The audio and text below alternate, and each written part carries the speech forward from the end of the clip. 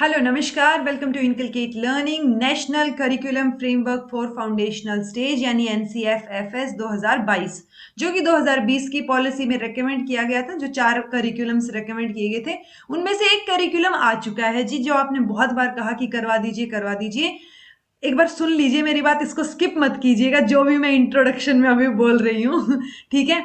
360 page की ये PDF है। बहुत मुश्किल से पूरा दिन लगा के कमर तोड़ करके मैंने पढ़ी है, बैठे बैठे बैठे बैठे, और आपके लिए 72 पेजेस की स्लाइड्स मैंने बनाई है।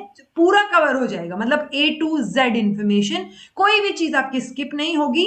मैं ये नहीं कह रही कि आप सारी की सारी लिखिए, आपको सब कुछ नहीं लिखना है। आप शॉर्ट नोट्स बनाएंगे इसके, बिकॉज बार बार देखेंगे तो कितनी बार देखेंगे ना, बट मतलब देख भी लिया तो याद रखने के लिए जो फैक्चुअल इंफॉर्मेशन है उसके आप शॉर्ट नोट्स बनाएंगे। मैं बोल दूंगी जहां जहां होगा, अदरवाइज पूरा सुनिएगा एक बार, ठीक है, बिकॉज बहुत जरूरी है, समझ आनी चाहिए चीजें। अभी लेटेस्ट जैसे मैंने आपको NEP 2020 जब करवाई थी, उस टाइम पे मैंने आपको बताया था कि लेटेस्ट आई है, कुछ साल तो चलेगी पॉलिसी, जैसे 86 के बाद अब आई है, तो इसके बाद पता नहीं कब आएगी, टाइम लगता है चीजों को अपडेट होने में। सो NEP 2020 जब करवाया था, इसीलिए वो डिटेल में करवाया था 6 वीडियो में, कि आपको PDF पढ़ने की जरूरत ही ना पड़े। Okay, same applies here. बहुत डिटेल में करवाने वाली हूं, इससे detailed video I don't think आपको कहीं मिलेगा।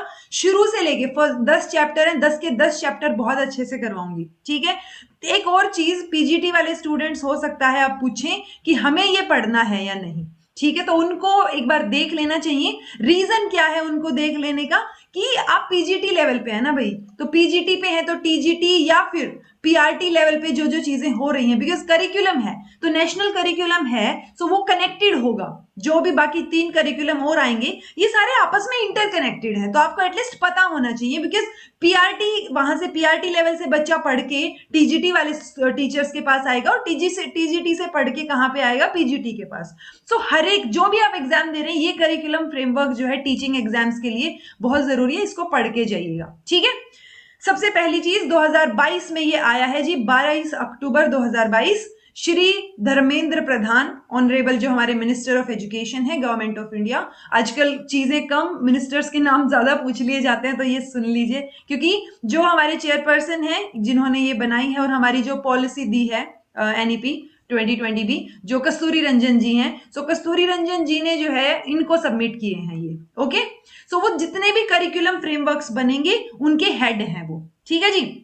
चलिए, so this is presented by me Raveena. अगर आपको वीडियो इंफॉर्मेटिव लगे फर्दर, तो लाइक शेयर सब्सक्राइब कर दीजिएगा इनकलकेट लर्निंग को, because it is absolutely free. मैंने बहुत मेहनत करके आप लोगों के लिए पूरा डॉक्यूमेंट पढ़ा है, जो आप बोर हो जाते हैं, ठीक है। तो चलिए शुरू करते हैं जी इसको। श्री गणेश करने के लिए सबसे पहले नाम याद रखना है कस्तूरी रंजन का, के कस्तूरी रंजन। यही हमारे चेयरपर्सन थे NEP 2020 की जो पॉलिसी थी हमारी उसके, ठीक है।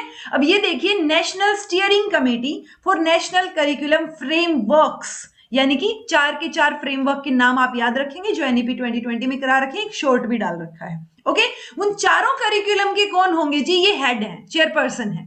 अभी एक ऐसा तो नहीं हो सकता, अगर अलग अलग चेयरपर्सन होते तो शायद सेम जो है हमें सेम टाइम पे करिकुलम्स मिल जाते, बट ये जो करिकुलम फ्रेमवर्क हमें मिला है, सबसे पहले जो फर्स्ट स्टेज है हमारी फाउंडेशनल स्टेज, उसके लिए मिला है। फिर दूसरा आएगा हमारा कंप्लीट स्कूल एजुकेशन के लिए, जो बची हुई स्टेजेस हैं उनके लिए। तीसरा हमारा टीचर एजुकेशन, एंड चौथा आएगा हमारा अडल्ट एजुकेशन के लिए। सो ये 4 के 4 करिकुलम का नाम आपको पता होना चाहिए, बहुत जरूरी है, ठीक है। दूसरी चीज, ये first ever integrated curriculum framework है for the children between age 3 to 8, क्योंकि हमें पता है जो हमारा 5+3+3+4 का स्ट्रक्चर लाया गया है, किसको रिप्लेस करके, 10+2 को रिप्लेस करके। ओके, तो ये जो स्ट्रक्चर लाया गया है ना, इस स्ट्रक्चर में ये जो पहले 5 हैं, 3 से 8 साल, मतलब 5 साल हो गए ना, 3 से लेके 8 साल।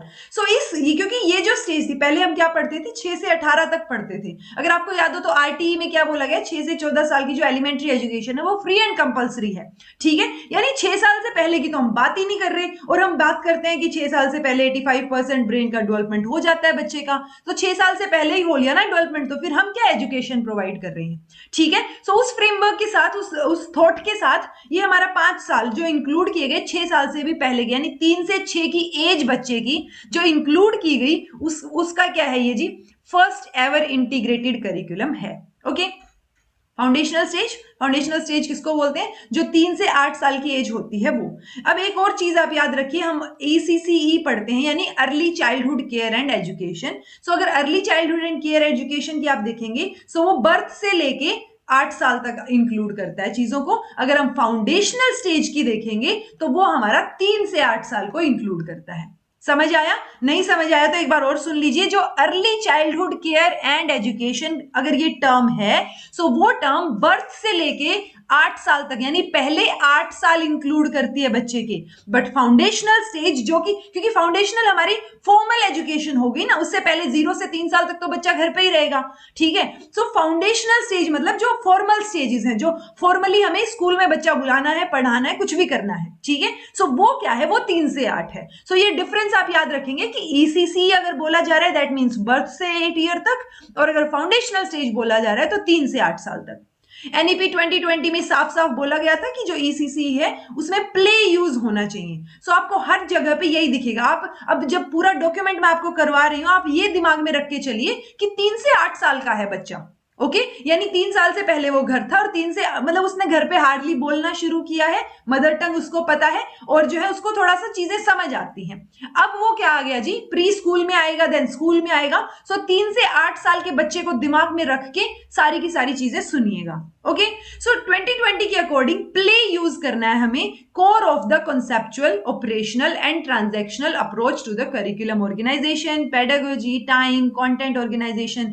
सो ये सारी की सारी चीजें सिर्फ इतना सा बता रही हैं आपको कि आपको प्ले यूज करना है बच्चे को समझाने के लिए, कोई भी चीज समझाने के लिए, ओके। अब हमने इतना बड़ा करिकुलम दिया है ना, NCFS शॉर्ट फॉर्म याद रख सकते हैं आप, NCFS national curriculum framework for foundational stage. So NCFS किससे कंसल्ट करके बनाया हमने? जैसे मैंने आपको एक रिसेंटली मैंने कुछ टाइम पहले वीडियो डाली थी कि NCF जो स्कूल एजुकेशन के लिए है उसके लिए आपसे सजेशंस मांगे जा रहे हैं, आप फॉर्म भर सकते हैं, 10 क्वेश्चन हैं इसमें, कैसे कर सकते हैं वो भी बताया था उसमें, ठीक है। सो ऐसे ही क्या ये जो फाउंडेशनल स्टेज है इसके लिए भी सजेशंस लिए गए थे? बिल्कुल लिए गए थे। सो जो NCF है रिस्पॉन्सिव मतलब जो नीड्स है बच्चों की, एस्पिरेशंस है हमारे लोगों की, देश की, उनको मतलब उनके ऊपर खरा उतरे ये इंश्योर करने के लिए हमने अक्रॉस द कंट्री बहुत लोगों से क्या लिया? कंसल्टेशन ली, बहुत लोगों से सलाह ली। अब वो सलाह आपको नंबर याद नहीं करना है, आप सिर्फ सुनते जाइए अभी तक। जब मैं आपको बोलूं ये चीज याद रखिए तो उस चीज को आप नोट डाउन कर सकते हैं, ठीक है। बाकी चीजें समझने की हैं। अब ये 10 लाख से ज्यादा इंटरेस्टेड सिटीजन, जैसे अगर जो मैंने इसमें तो नहीं भरा था फॉर्म बट मैंने NCF जो रिसेंट वाला मैंने आप लोगों के लिए भी वीडियो बनाई थी उसमें मैंने वो अप्लाई किया था, वो 10 क्वेश्चन मैंने करके अपना सजेशन दिया था उसमें। सो ऐसे ही 10 लाख से ज्यादा इंटरेस्टेड सिटीजन जिसमें स्टूडेंट्स भी आ गए, पेरेंट्स भी आ गए, उन सब ने इसमें जो है सलाह दी है। ओवर 1.3 लाख टीचर्स और एजुकेशनिस्ट आ गए पूरे देश से, 1550 डिस्ट्रिक्ट्स, ठीक है, 32 स्टेट और यूनियन टेरिटरीज से और 35 group of institutions.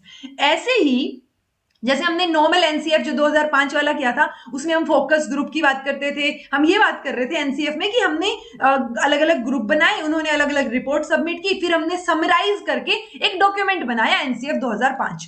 Same applies here कि इतने लोगों की सलाह ली, 500 से ज्यादा पेपर लिखे गए, 25 स्पेसिफिकली रेलेवेंट थीम्स के ऊपर, ठीक है, अलग अलग ग्रुप्स ने, अलग अलग जो कि स्टेट और यूनियन टेरिटरीज में थे, 4000 से ज्यादा एक्सपर्ट्स इसमें शामिल थे।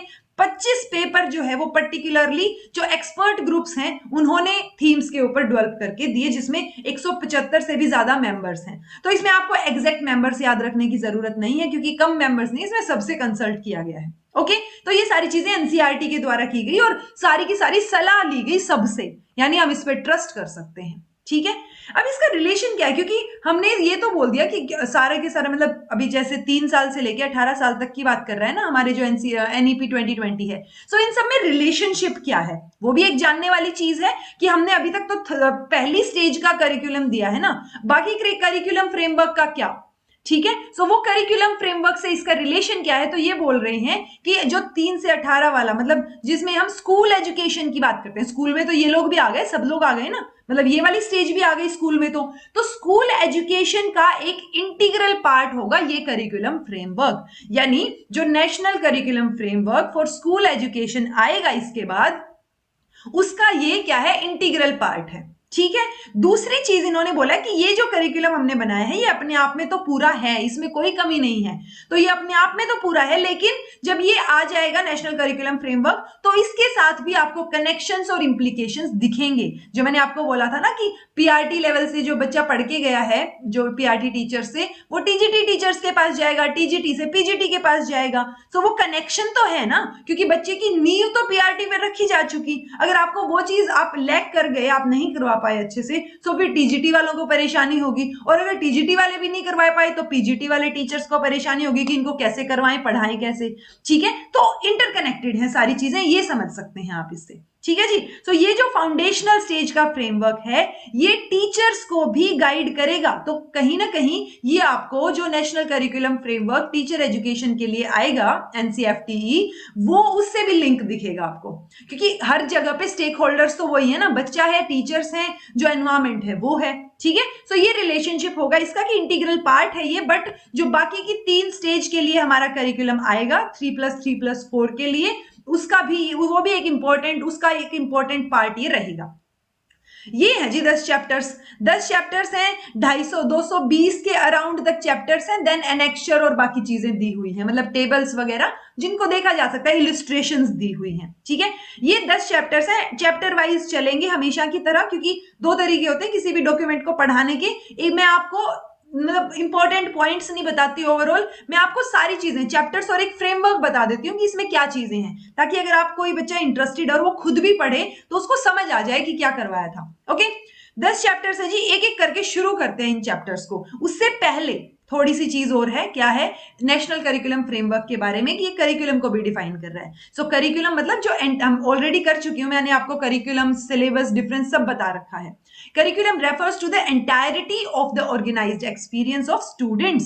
सो जो इंस्टीट्यूशनल सेटिंग में हो रहा है, जो एम्स और ऑब्जेक्टिव्स हमने बनाए हैं, जो ओवरऑल एक्सपीरियंस है जो हम बच्चे को दे रहे हैं, वो ही एक तरीके से करिकुलम है। ओके, एक और चीज, किसी स्टूडेंट का मैसेज आया था कि करिकुलम का आपने तो ये वाला आंसर दिया था करिकुलम वाली वीडियो में कि ये प्रिस्क्रिप्टिव होता है, बट यहाँ पे आंसर ये दिया हुआ है। सो वो शायद उन्होंने अभी रिसेंट का जो पेपर हुए हैं केवीएस के इंटर्न, आई थिंक जो डिपार्टमेंटल हुए हैं, तो उसमें से पेपर में से कोई क्वेश्चन उठा रखा था, और वहां पे नीचे जो आंसर दिया हुआ था वो आंसर उस स्टूडेंट ने दिया, मतलब उस टीचर ने जिसने वो पेपर अटेम्प्ट किया है ना, उसने दिया है वो आंसर। सो वो उसका एग्जैक्ट आंसर नहीं है, मैंने आपको सही चीजें पढ़ाई हैं, विश्वास रख सकते हैं आप, ऑथेंटिक सोर्सेज के साथ पढ़ाई है। ठीक है, अच्छा अब क्या बता रही थी मैं, करिकुलम। सो करिकुलम और फ्रेमवर्क, करिकुलम का मतलब हमने देखा। अब एलिमेंट्स क्या होंगे करिकुलम के, तो ये सारे होंगे, जो भी सिलेबस है, गोल ऑब्जेक्टिव्स हैं, क्या पढ़ाना है, कैसे पढ़ाना है, टीचिंग लर्निंग मटेरियल क्या होगा, पेडागोजी क्या रहेगी, किस तरीके से प्रैक्टिस कराएंगे, असेसमेंट कैसे करेंगे,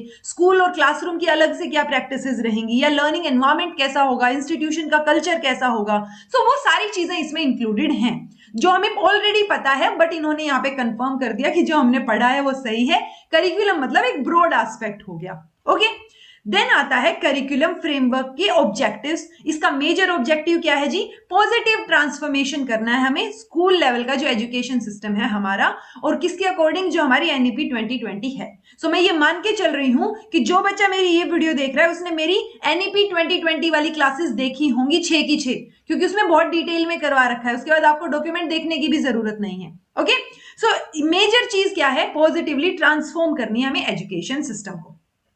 अब आता है हमारा पहला चैप्टर, जिसमें प्रीएम्बल और इंट्रोडक्शन की बात की गई। जैसे कॉन्स्टिट्यूशन में स्टार्टिंग में प्रीएम्बल आता है ना, कि मेजर चीजें क्या होती हैं, तो ये एक तरीके से बेस है, नींव है हमारे बाकी चैप्टर्स की और पूरे के पूरे करिकुलम फ्रेमवर्क की। ठीक है, तो ये चैप्टर क्या हो गया जी, बेसिस हो गया। दूसरा, ये कहीं ना कहीं विजन या कोर प्रिंसिपल्स हमें बताएगा कि कैसे करनी है चीजें, क्या करना है, तो वो स्टोरी की तरह आप याद रखते चलिए, जो मैंने अब तक आपको स्टोरी बताई है। अब स्टोरी ये सुनिए, हमने ये चीज तो पढ़ी ही है कि पहले 8 साल बच्चे के बहुत क्रूशियल होते हैं। इनफैक्ट हम ये बोलते हैं यूजुअली कि 85% जो है ब्रेन का डेवलपमेंट वो 6 साल से पहले हो जाता है बच्चे का, इंडिविजुअल का। ओके, लेकिन बार बार हम क्या बोल रहे हैं कि 6 साल से पहले हो जाता है, लेकिन साथ के साथ हम ये जो अर्ली चाइल्डहुड केयर एजुकेशन है इसमें भी हम बर्थ टू 8 ईयर्स ले रहे हैं। यहां भी हम बोल रहे हैं कि पहले 8 साल बहुत इंपॉर्टेंट होते हैं बच्चे के, ऊपर से हम ये भी बोल रहे हैं कि फाउंडेशनल स्टेज भी 3 से 8 ईयर तक है।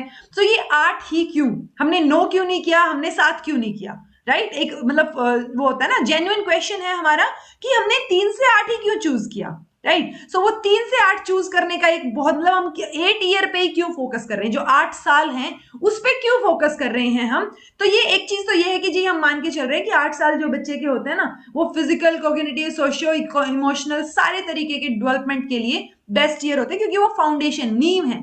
अब जब घर बनाते हैं तो जो नींव डाली है हमने, अगर वो नींव में कुछ गड़बड़ हो गई तो आगे भी गड़बड़ हो जाएगी। सेम अप्लाइज हियर कि अगर बच्चे की नींव ही गलत हो गई, वहां पे ही वो कुछ नहीं सीख पा रहा है या कुछ गलत सीख रहा है, तो आगे जाके क्या करेगा। ओके, ये बताने से पहले एक और चीज, मैं अगर स्पीड में बोल रही हूं, मैं ट्राई कर रही हूं स्पीड में बोलने का, अगर किसी बच्चे को स्पीड में लगे ये, तो आप जो है यूट्यूब पे एक ऑप्शन आता है कि आप स्लो कर सकते हैं स्पीड, या फास्ट भी कर सकते हैं, ठीक है। तो वो स्लो फास्ट देख लीजिएगा अपने अकॉर्डिंगली। तो अब ये 8 साल पे क्यों फोकस कर रहे हैं, 8 साल पे इसलिए फोकस कर रहे हैं जी कि जो मोस्ट करंट रिसर्च है ना, उनका कहना है, जो अभी अभी रिसर्च डॉक्यूमेंट्स या जो चीजें हम पढ़ते हैं साइकोलॉजी में, under the age of 8 tend not to follow linear or age based educational trajectories. यानी कि 8 साल से पहले, मतलब हमने ये तो पढ़ा है जब हमने ग्रोथ एंड डेवलपमेंट पढ़ा था कि डेवलपमेंट जो होगा वो क्या है, सीक्वेंस में एक पैटर्न होता है उसका। ओके, हमने पैटर्न की बात की थी, बट हमने ये नहीं बोला था कि एग्जैक्ट ये होगा कि हर बच्चा जो है वो 1 साल के ऊपर चलना शुरू कर देगा, बोलना शुरू कर देगा। ये तो हमने एग्जैक्ट नहीं पढ़ा था, आपको याद होनी चाहिए चीज। हमने एक नॉर्मल पैटर्न पढ़ा था कि हाँ इतने पैटर्न तक डिले हो सकते हैं, डेविएशन हो सकते हैं, ऊपर नीचे हो सकती हैं चीजें, बट मेजरली ये होगा कि इन्फेंसी के बाद चाइल्डहुड आएगा। ऐसा नहीं हो सकता कि इन्फेंसी के बाद अडल्टहुड आ जाए, ठीक है। वो चीज हमने पढ़ी थी। यहां पे ये बोल रहे हैं कि 8 साल से पहले जो बच्चे हैं, मतलब बच्चे के पहले जो 8 साल हैं, उसमें कोई पर्टिकुलर फिक्स्ड ट्रैजेक्टरी नहीं होती। उसमें बच्चा जो है वो क्या है, कन्वर्ज नहीं कर पाता चीजों को, वहां पे उसको दिक्कत आती है। मतलब पॉइंट ये है कि जो चीजें ना वो लीनियर है, कुछ हद तक लीनियर है, हाँ ठीक है, सही बोल रही हूं मैं, नहीं लीनियर नहीं है, लीनियरली फॉलो नहीं करता वो उन चीजों को। लेकिन 8 साल के बाद की बात करें ना, तो हम अंदाजा लगा सकते हैं चीजों का कि उसने जो पहले 8 साल में सीखा है, जो चीजें हुई हैं, तो उसके बाद हम अंदाजा लगा सकते हैं कि अब ये होगा या कुछ और होगा, ठीक है। तो वो एक ट्रांजिशन पॉइंट है ना, वो हम 8 साल पे ऑब्जर्व कर सकते हैं। अगर 8 साल से पहले लेंगे तो वो फ्लक्चुएशंस ज्यादा है। हमने बोला ना कि कोई बच्चा ज्यादा टाइम लगाएगा सीखने में, कोई कम लगाएगा, तो वो जो डिले है, नहीं है, वो जो फ्लक्चुएशंस डेविएशंस हैं, वो पहले 8 साल में ज्यादा है। उसके बाद कंपैरेटिवली क्या हो जाती है, चीजें स्मूथ हो जाती है और इफेक्टिवली बच्चा समझने लग जाता है, उसको चीजें बहुत बेहतर तरीके से समझ आने लग जाती हैं, ठीक है। पहले 8 साल इसलिए इंपॉर्टेंट है क्योंकि पहले 8 साल में हमें पता ही नहीं होता बच्चा किस तरीके से ग्रो करेगा। ओके, किस तरीके से चीजें होंगी, इंडिविजुअल पेस पे ग्रो कर रहा है या एग्जैक्ट क्या चीजें हो रही हैं। वो लिनियरिटी जो है वो हम पता नहीं लगा पा रहे, लेकिन उसके बाद हम थोड़ा थोड़ा आइडिया ज्यादा अच्छे से लगा पा रहे, इसलिए ये 8 साल जो है वो सिलेक्ट की है। इन particular it is only at about the age of 8 that children begin to adapt to more structured learning। अब अगर आप ये बोलेंगे 3 साल के बच्चे को कि जाके क्लास में इसी सीक्वेंस में बैठना है, ठीक है, आपको ये बातें करनी है, ये चीजें पढ़नी है, उसको नहीं पता ये चीजें ना, वो अपनी मर्जी से रोएगा, उसका मन कर रहा है रोने का, उसका नहीं मन लग रहा तो वो रोएगा, ठीक है। वहां पे हम उसको कंट्रोल नहीं कर सकते, लेकिन 8 साल के बाद हम एक स्ट्रक्चर्ड वे में चीजें डिजाइन कर सकते हैं, ताकि वहां पे मतलब बच्चे को पता है, वो स्कूल में बैठना सीख जाता है, स्कूल के लिए अच्छे से रेडी हो जाता है, उसको पता होता है कैसे बिहेव करना है, टीचर बोल रहा है तो आपको सुनना है। तो वो सारी चीजें 8 साल के बाद हम डिफ्रेंशिएट कर सकते हैं कि पहले 8 साल बच्चा जो है वो इतना फोकस नहीं होगा, सुनेगा नहीं ज्यादा, ठीक है, उसके मन करेगा वो करेगा। इसलिए ये 8 साल जो है वो सिलेक्ट किया कि 8 साल के बाद हम बेटर तरीके से बच्चे को, जो बच्चा जो है वो बेटर तरीके से अडेप्ट कर पाएगा, जो स्ट्रक्चर्ड लर्निंग होगी उसके लिए। अब आता है जी ECCE यानी early childhood care and education, जिसमें बात होगी हमारी पहले 8 साल की, 0 से 8 साल। अब 0 से 3 तक तो बच्चा घर पे है, अब उसका क्या करें स्टेज, तो वो भी इंपॉर्टेंट है। तो 0 से लेके 3 साल तक जो एज ग्रुप है, उसके लिए इंफॉर्मेशन या गाइडलाइंस कौन सजेस्ट करेगा, ministry of women and child development यानी MWCD। ये मैंने आपको NEP 2020 कराया था, उस टाइम भी बताया था कि जो एजुकेशन वाली मिनिस्ट्री है वो किसके साथ कोलैबोरेट करेगी, ministry of women and child development, ठीक है। दूसरा आता है इंस्टीट्यूशनल सेटिंग, जो हम पढ़ रहे हैं, जो हमें फाउंडेशनल स्टेज पढ़नी है 3 से 8 साल की और 3 से 8 की। तो 3 से 6 वाली जो स्टेज है उसमें हम किसकी बात करते हैं, आंगनवाड़ी की, बाल वाटिका या फिर प्री स्कूल की, जो मैंने आपको NEP 2020 में बताया था। 6 से 8 साल में हम बात करते हैं अर्ली प्राइमरी एजुकेशन, जिसमें क्लास फर्स्ट और सेकंड आ गई। ओके अब हमें क्या पढ़ना है, हमें एनसीएफ एफएस पढ़ना है जो कि 3 से 8 साल की बात करता है। अब एक और चीज एनईपी 2020 में ये चीज गोल लिखा हुआ था कि 3 से 8 साल, मैंने आपको करवाया भी था जिसमें मैंने आपको बोला था कि जो हमारे एसडीपी हैं, जो एसडीजीज हैं, उनके अकॉर्डिंग लगा के चल सकते हैं आपकी 2030 तक हमें अर्ली चाइल्डहुड केयर एजुकेशन जो अचीव करनी है अच्छे से, ठीक है, वो चीज हमने बात की थी, अप्रोप्रिएट होनी चाहिए। बट इन्होंने क्या बोला है, 2025 बोला है ये कि 2025 तक जो है वो अप्रोप्रिएट ईसीसीई डेवलप हो जानी चाहिए, मतलब फ्री सेफ और हाई क्वालिटी डेवलपमेंट हमें चाहिए early childhood care and education का। ओके उसमें मेंशन, ऑल्दो इन्होंने ये बोला है कि एनईपी 2020 में क्लियरली मेंशन है, बट एनईपी 2020 में क्लियरली 2025 मेंशन नहीं था, जो मैंने आपको नहीं कराया, इसीलिए एनईपी 2020 में मेंशन है कि 2030 से ज्यादा टाइम नहीं लेंगे आप, 2030 तक तो कर ही लीजिए, ठीक है। सो वो एक रफ सी गाइडलाइन दे रखी है उन्होंने कि 2030 तक आपको जो है ईसीसीई का जो स्ट्रक्चर है, चीजें हैं, वो डेवलप करनी है। यहां पे इन्होंने 2025 बोल दिया। ओके अब मैंने आपको ये भी बताई थी कि जो सारी की सारी चीजें हैं एनईपी की, जो बिल्कुल फर्स्ट वीडियो में बताई थी एनईपी 2020 की, तो अगर किसी ने एनईपी 2020 नहीं देखा है ना, तो वो देख के आइएगा, क्योंकि चीजें रिलेट करनी है बहुत सारी। ओके ज्यादा बेटर समझ आएगा अगर आपने एनईपी 2020 समझ रखा होगा तो उसमें हमने पहले ही वीडियो में बात की थी कि हमें ना जो इंडियन ईथोस हैं उनके ऊपर फोकस करना है। अब जो इंडियन ईथोस हैं उन पे फोकस कैसे होगा, सो वो बात की गई है यहाँ पे, development of early childhood care and education in India and the world. So वो यहाँ इस सब सेक्शन, इस सेक्शन में मेंशन किया गया है एनलाइटेंड इंडियन पर्सपेक्टिव, जिसमें ये बात कर रहे हैं कि हमें इनर और एक्सटर्नल दोनों डेवलपमेंट पे बात करनी है, एक ब्रॉड विजन हमें लेके चलना है, ब्रॉड भी और डीप भी।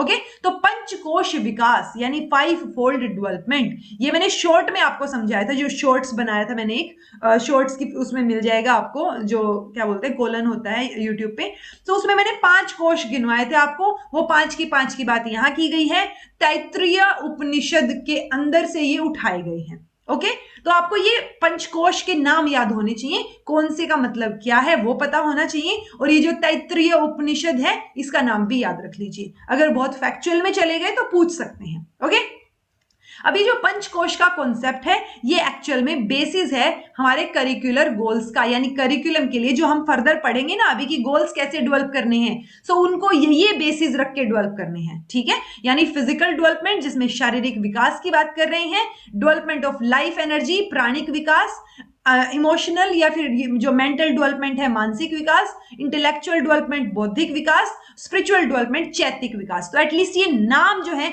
आप याद रखेंगे, ये 5 कोश भी आप याद रख सकते हैं, अन्नमाया कोश, प्राण माया कोश, मनोमाया कोश और विजनन माया कोश और आनंद माया कोश, ठीक है। तो ये इसी सीक्वेंस में याद रखिएगा। ये देखिए यहाँ पे एक व्यक्ति की सोल बिठा रखी है, ये सोल है, आत्मा है, ठीक है। अब ये जो सोल है ना, इसमें सबसे पहली लेयर जो है वो कौन सी है, अन्न माया कोश की है। ये देखिए यहाँ, ये जो दूसरी है, कलर भी अलग अलग है इनके, सो आप समझ सकते हैं अच्छे से कि क्या बोलना चाह रहे हैं ये। ओके एक सेकेंड रुकिए, ये देखिए जी, मैं अच्छे से दिखाती हूँ आपको। सबसे पहले क्या है, अन्न माया कोश, ये दूसरे नंबर पे हमारा ये प्राण माया, तीसरे नंबर पे मनो, और चौथे पे विजनन, और लास्ट में है आनंद माया। ओके सो ये सीक्वेंस भी आप याद रखेंगे।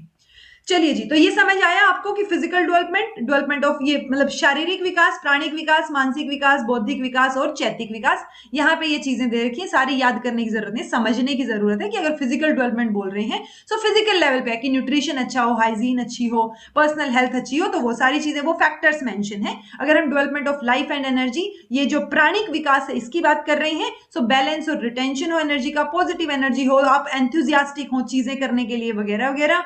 मानसिक विकास की बात करेंगे तो मेंटल पीस, विल पावर, करने की क्षमता, करेज, उन सब चीजों पे चले जाएंगे। और इंटेलेक्चुअल डेवलपमेंट की बात करेंगे तो ऑब्जर्व करना, उसको एनालाइज करना, क्रिटिकली सोचना, रिफ्लेक्टिव थिंकिंग करना, वो सारी चीजें आ जाएंगी। स्पिरिचुअल की बात करेंगे तो थोड़ा सा और बड़े लेवल पे, कि बिल्कुल ऐसे साधु टाइप फीलिंग जिसमें हम happiness, love, compassion, aesthetic sense, इस तरीके की चीजों की बात करेंगे। ओके सो ये 5 नाम याद रखेंगे, ये बिल्कुल आप लिख सकते हैं। देन आता है जी गुरुकुल, और गुरुकुल सिस्टम हम सबको पता है कि पुराने समय में वैदिक टाइम में गुरुकुल सिस्टम होता था जहां पे सबको एक साथ पढ़ाया जाता था। So one of the oldest system है वो। फोस्टर जो है वो क्या, होलिस्टिक डेवलपमेंट कोई नहीं बल्कि रिलेशनशिप्स को भी फोकस देते थे कि टीचर स्टूडेंट का, गुरु शिष्य का रिलेशनशिप क्या है, वो वाला एस्पेक्ट जो वैदिक पीरियड में था। ठीक है, सो वहां पे ना एक चीज होती थी स्मृति।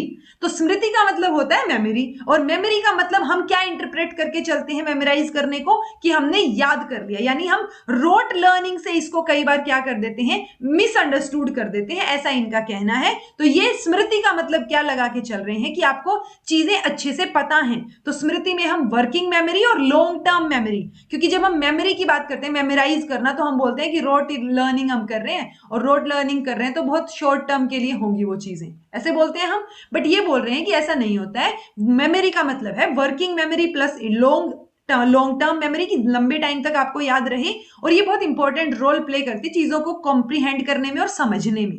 ठीक है, तो ये स्मृति का मतलब हम लोग उल्टा लेके चलते हैं, ऐसा ये बोल रहे हैं।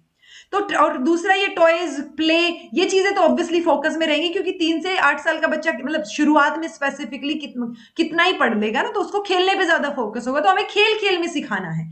सो ट्रेडिशनली भी जो है फ्लूट्स या बांसुरी वगैरह यूज की जाती थी, सो वहां पे भी प्ले मोड यूज किया जाता था, और हमें भी वही करना है।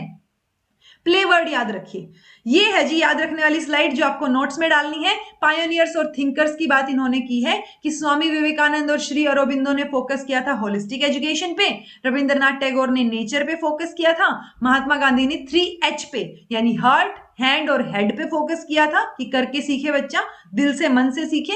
जिद्दू कृष्णमूर्ति का आइडिया था कि फ्रीडम दी जानी चाहिए बच्चे को ना, और ज्योतिबा फुले और जो सावित्रीबाई फुले थे उन्होंने सोशल जस्टिस का सिग्निफिकेंस बताया था। ठीक है, तो ये सारी की सारी चीजें मतलब एक तरीके से यंग चिल्ड्रन जो है उनको बेनिफिट होगा, इस तरीके की एजुकेशन हमें उनको प्रोवाइड करनी है।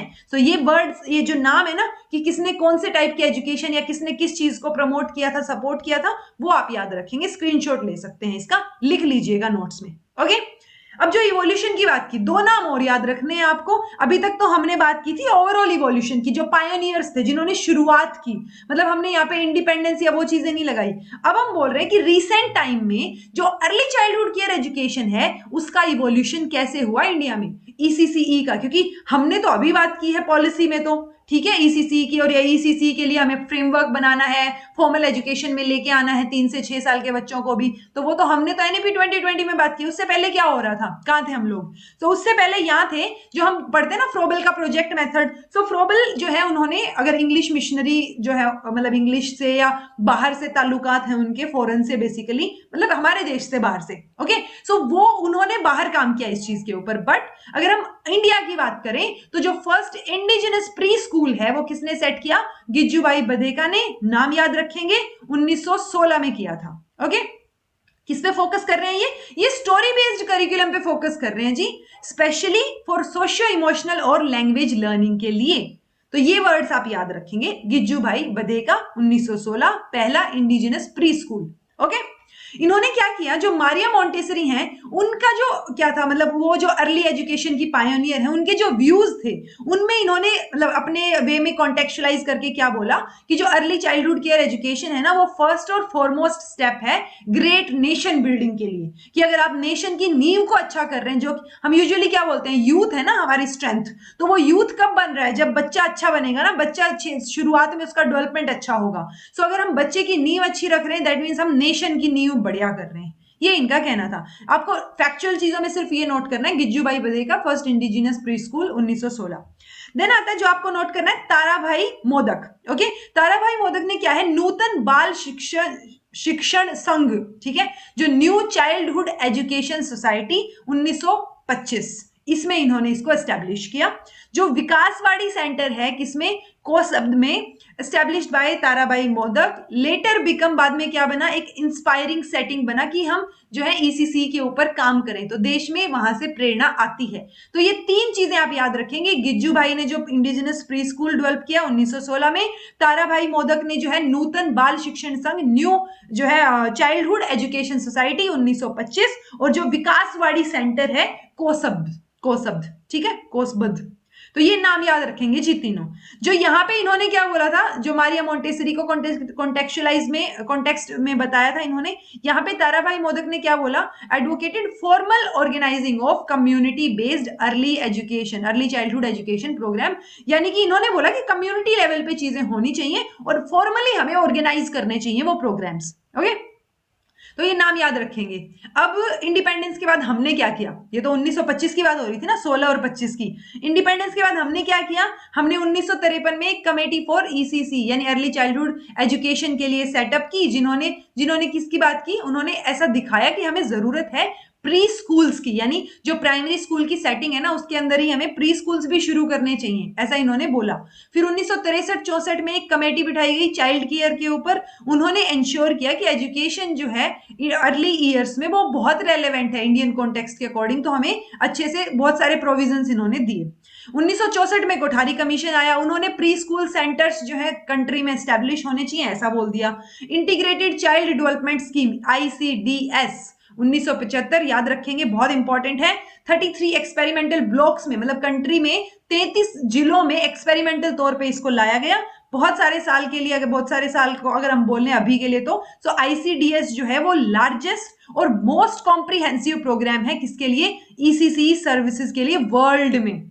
ओके, सो ICDS इंपॉर्टेंट हो जाता है, फुल फॉर्म भी, और कब लॉन्च हुआ था ये भी। 6 सर्विसेज ये प्रोवाइड करते हैं, जो हम बोल रहे हैं ना कि ये वर्ल्ड में जो है बढ़िया सर्विसेज प्रोवाइड कर रहे हैं। तो 6 सर्विसेज हैं ये, supplementary nutrition, pre school education मिलनी चाहिए, न्यूट्रिशन और हेल्थ एजुकेशन, इम्यूनाइजेशन जो इम्यून सिस्टम को अच्छा करने के लिए जो वैक्सीन लगती है ना बचपन में वो वाली, हेल्थ चेकअप्स और रेफरल सर्विसेज। तो ये 6 भी कर सकते हैं अगर याद होए तो, बट इतना ध्यान रखिए ICDS की फुल फॉर्म आपको पता हो, लॉन्च कब हुआ है वो आपको पता हो। देन आता है जी, ये तो हो गया, कब तक की बात होगी, 1975 तक की। अब 2006 में ये जो ECC वाला डिपार्टमेंट था इसको किसमें सेटअप कर दिया, किसके अंडर डाल दिया, जो ministry of women and child development है उसके अंडर ला दिया इसको, MWCD 2006 में। जैसे ही 2006 में ये आया, 2013 में ये लोग फर्स्ट एक्सक्लूसिव पॉलिसी लेके आए, national early childhood care and education policy. जैसे हम बोलते हैं ना फर्स्ट एजुकेशन पॉलिसी, हमारी नेशनल एजुकेशन पॉलिसी कब आई, 1968 में, ठीक है, कोठारी कमीशन की रिकमेंडेशन पे।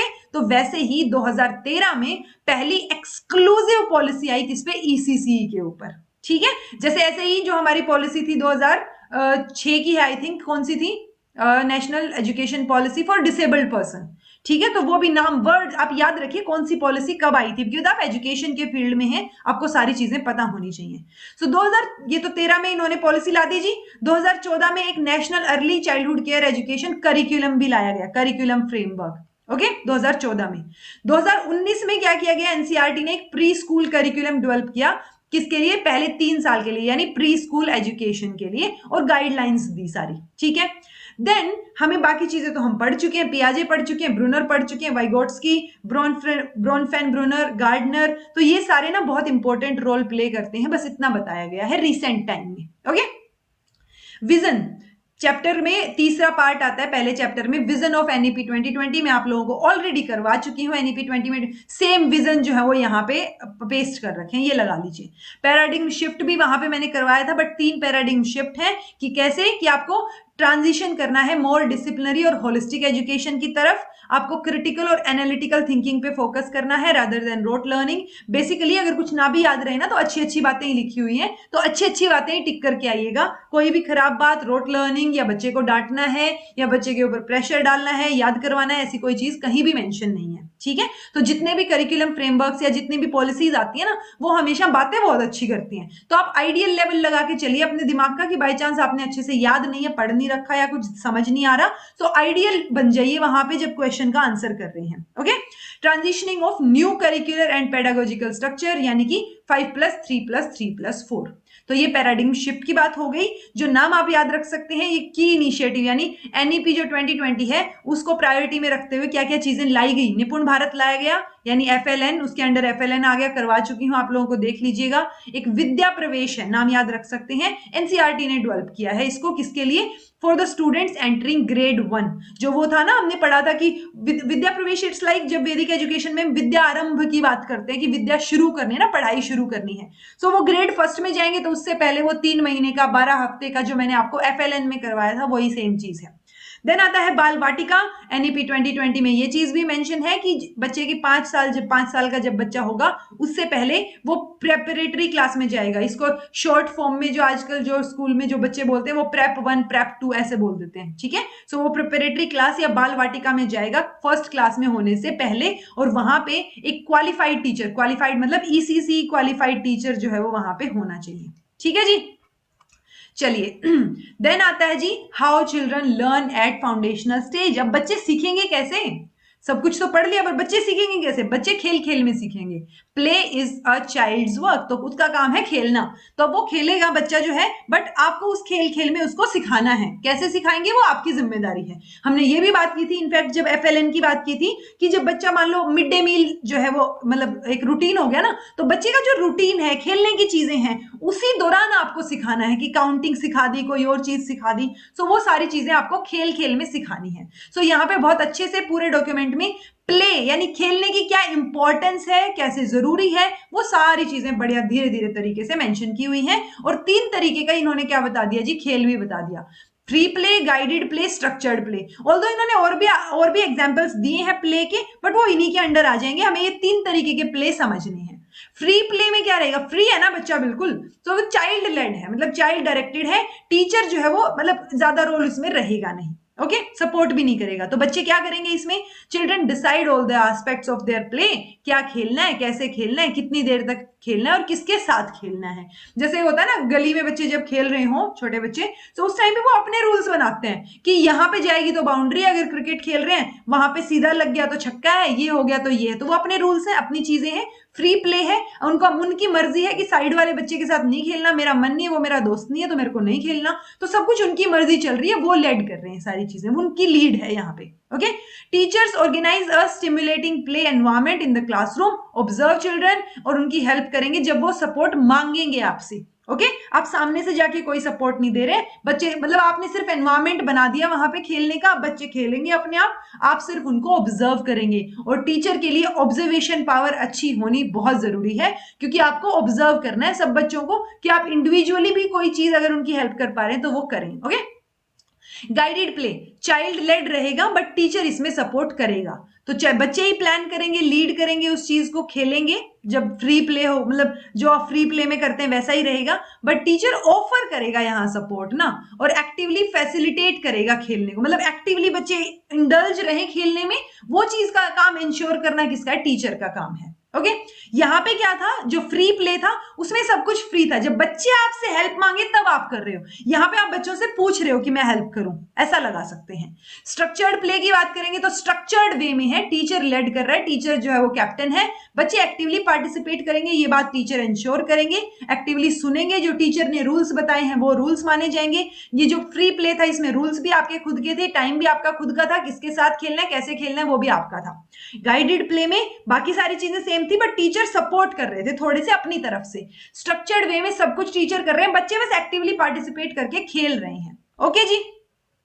चलिए, बच्चों को एंगेज करने के लिए और भी चीजें आप खेल खेल में सिखा सकते हैं, जैसे आर्ट क्राफ्ट, म्यूजिक का यूज कर लिया, मूवमेंट्स का यूज कर लिया, पोएम्स सुना दी, स्टोरीज सुना दी, सो आउटडोर प्ले करवा दिया। तो वो बीइंग अ टीचर आपकी रिस्पॉन्सिबिलिटी है कि आप इन सब चीजों का यूज करके बच्चे को सिखाएं। और ये सारी चीजों के ना जो लास्ट में टेबल्स या एनेक्शर्स दिए होते हैं नेशनल करिकुलम फ्रेमवर्क में, अराउंड 100 पेजेस लगा सकते हैं आप, 100 के अराउंड पेजेस में ये टेबल्स और एनेक्शर्स दिए हुए हैं, मतलब इलिस्ट्रेट करके आपको एग्जाम्पल देके बताया गया है कि बीइंग अ टीचर आप कैसे बच्चे को एनकरेज कर सकते हैं, कैसे खेल सकते हैं। वो होता है ना आपके लिए, वो एक तरीके से एनसीएफ जो है वो गाइड है।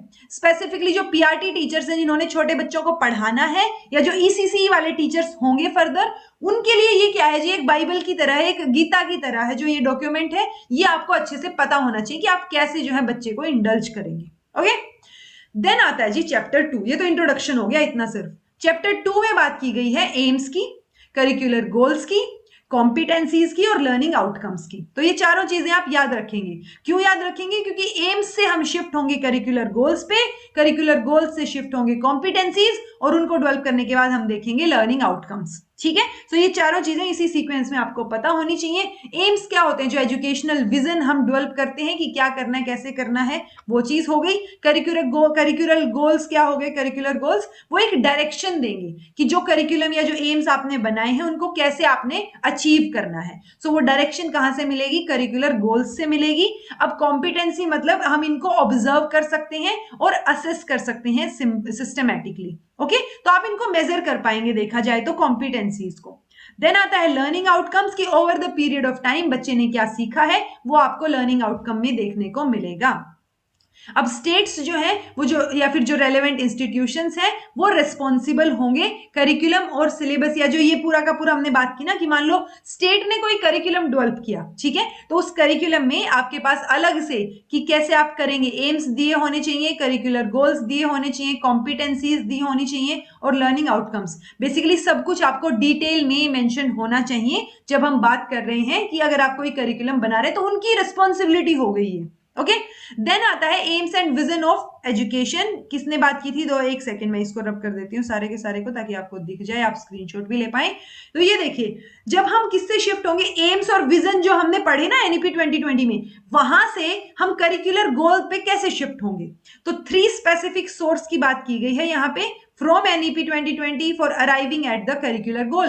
मैंने आपको बताया ना एम से करिकुलर गोल पे शिफ्ट होंगे। सो करिकुलर गोल कैसे बनाएंगे? ब्रॉड एम्स जो है एजुकेशन के वहां से आर्टिकुलेट करेंगे हम, डोमेन्स ऑफ डेवलपमेंट का हम ध्यान रखेंगे। हम ये भी ध्यान रखेंगे कि इंडियन ट्रेडिशन के साथ साथ हम मॉडर्न साइंसेस को भी चीजों को इंक्लूड करें। ऐसा ना हो कि ट्रेडिशन के नाम पे आप पीपल के पेड़ के नीचे पढ़ा रहे हैं, ऐसा नहीं होना चाहिए।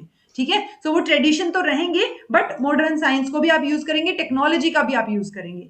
फोकस किस पे रहेगा? Foundational literacy and numeracy, FLN already पढ़ चुके हैं बहुत डिटेल में। ओके, अब करिकुलर गोल से कॉम्पिटेंसी पे कैसे जाएंगे? तो उसमें 4 मेन सोर्सेज हैं कि जो करिकुलर गोल्स हैं वो आपका सोर्स रहेंगे।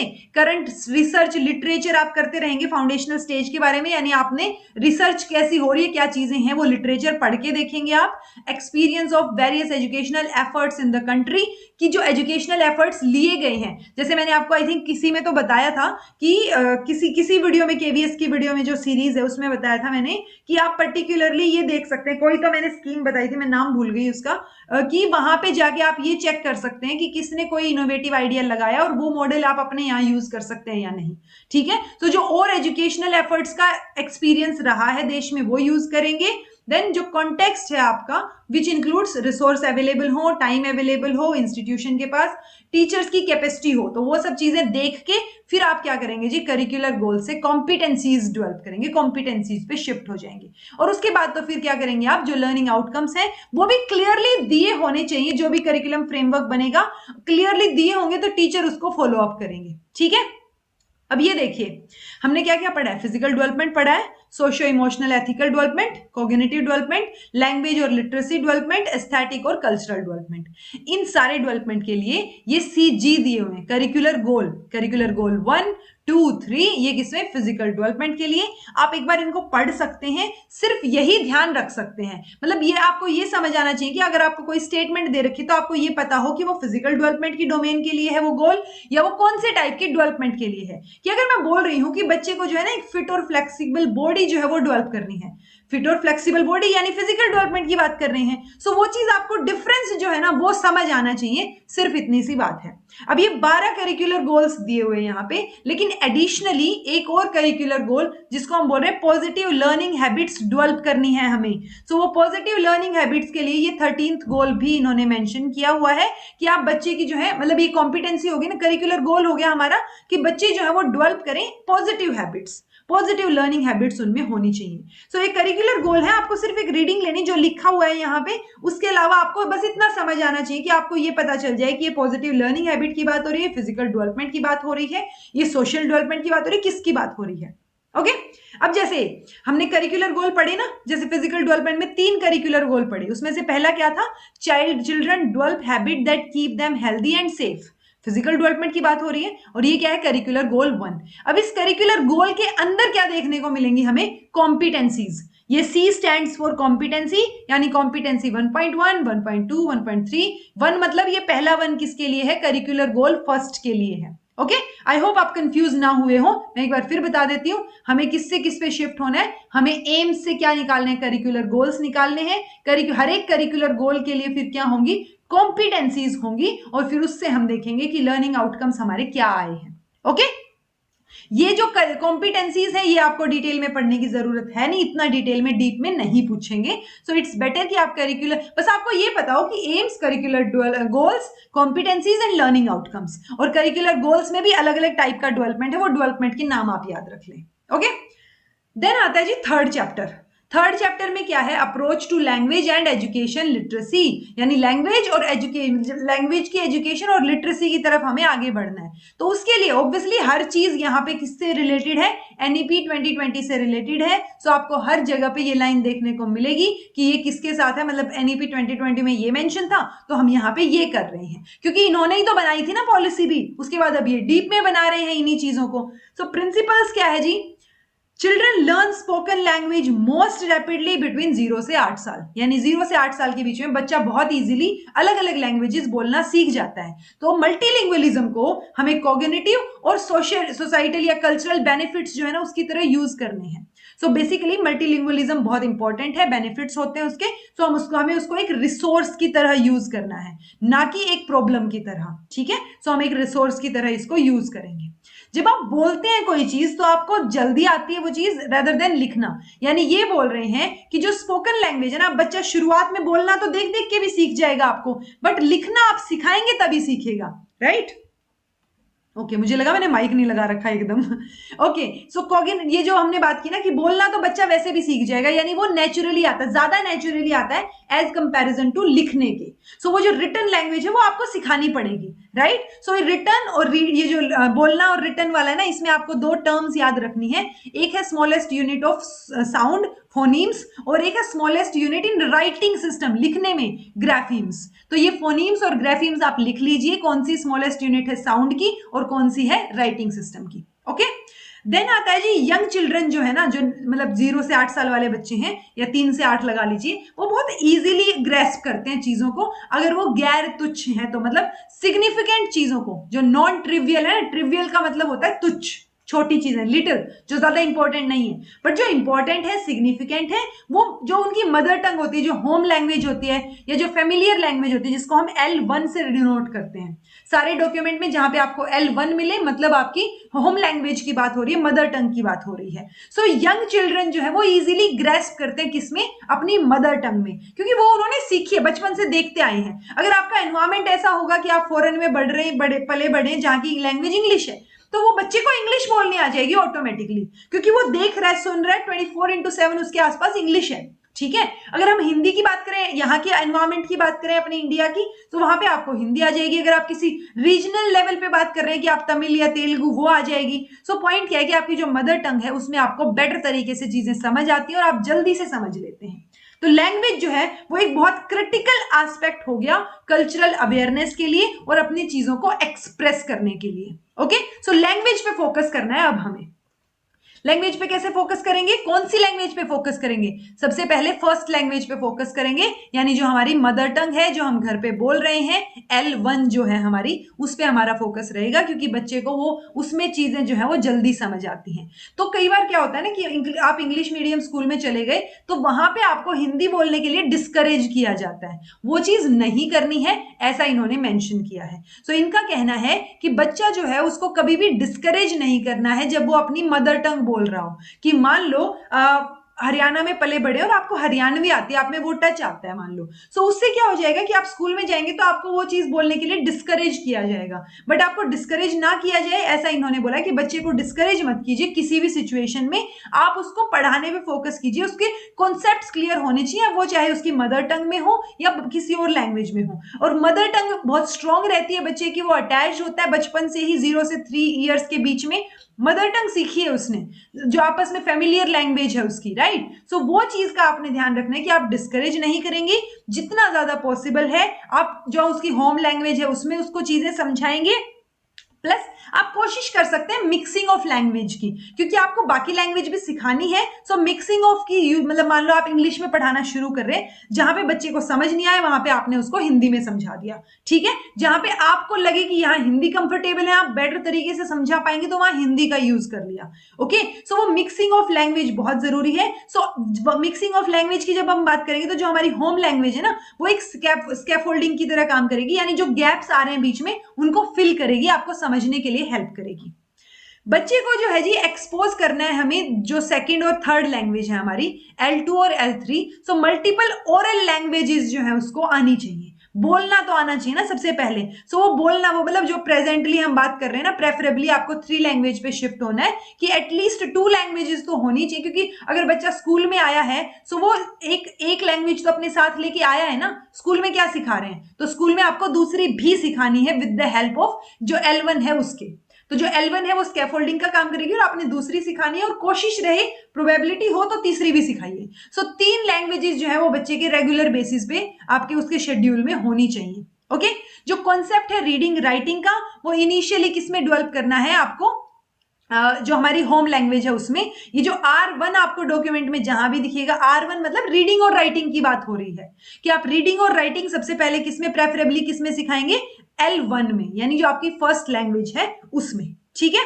Once the concept of reading and writing is developed in the child in R1, यानी R1 मतलब 1 का मतलब है जो फर्स्ट लैंग्वेज है हमारी उसमें। सो आपने जो रीडिंग और राइटिंग जब आप पहली लैंग्वेज में लिखना सीख गए, जब आपको हिंदी आ गई, अगर आपकी हिंदी है मदर टंग, तो हिंदी आने के बाद आपको दूसरी लैंग्वेज पे शिफ्ट किया जा रहा है, ठीक है। तो सबसे पहला एम क्या है हमारा, कि थर्ड क्लास में जब बच्चा आए, थर्ड क्लास तक उसको रीडिंग और राइटिंग में फ्लुएंसी होनी चाहिए फर्स्ट लैंग्वेज में, यानी उसकी मदर टंग में उसको लिखना बोलना आना चाहिए, जब वो थर्ड क्लास पास कर रहा है, ग्रेड 3 तक।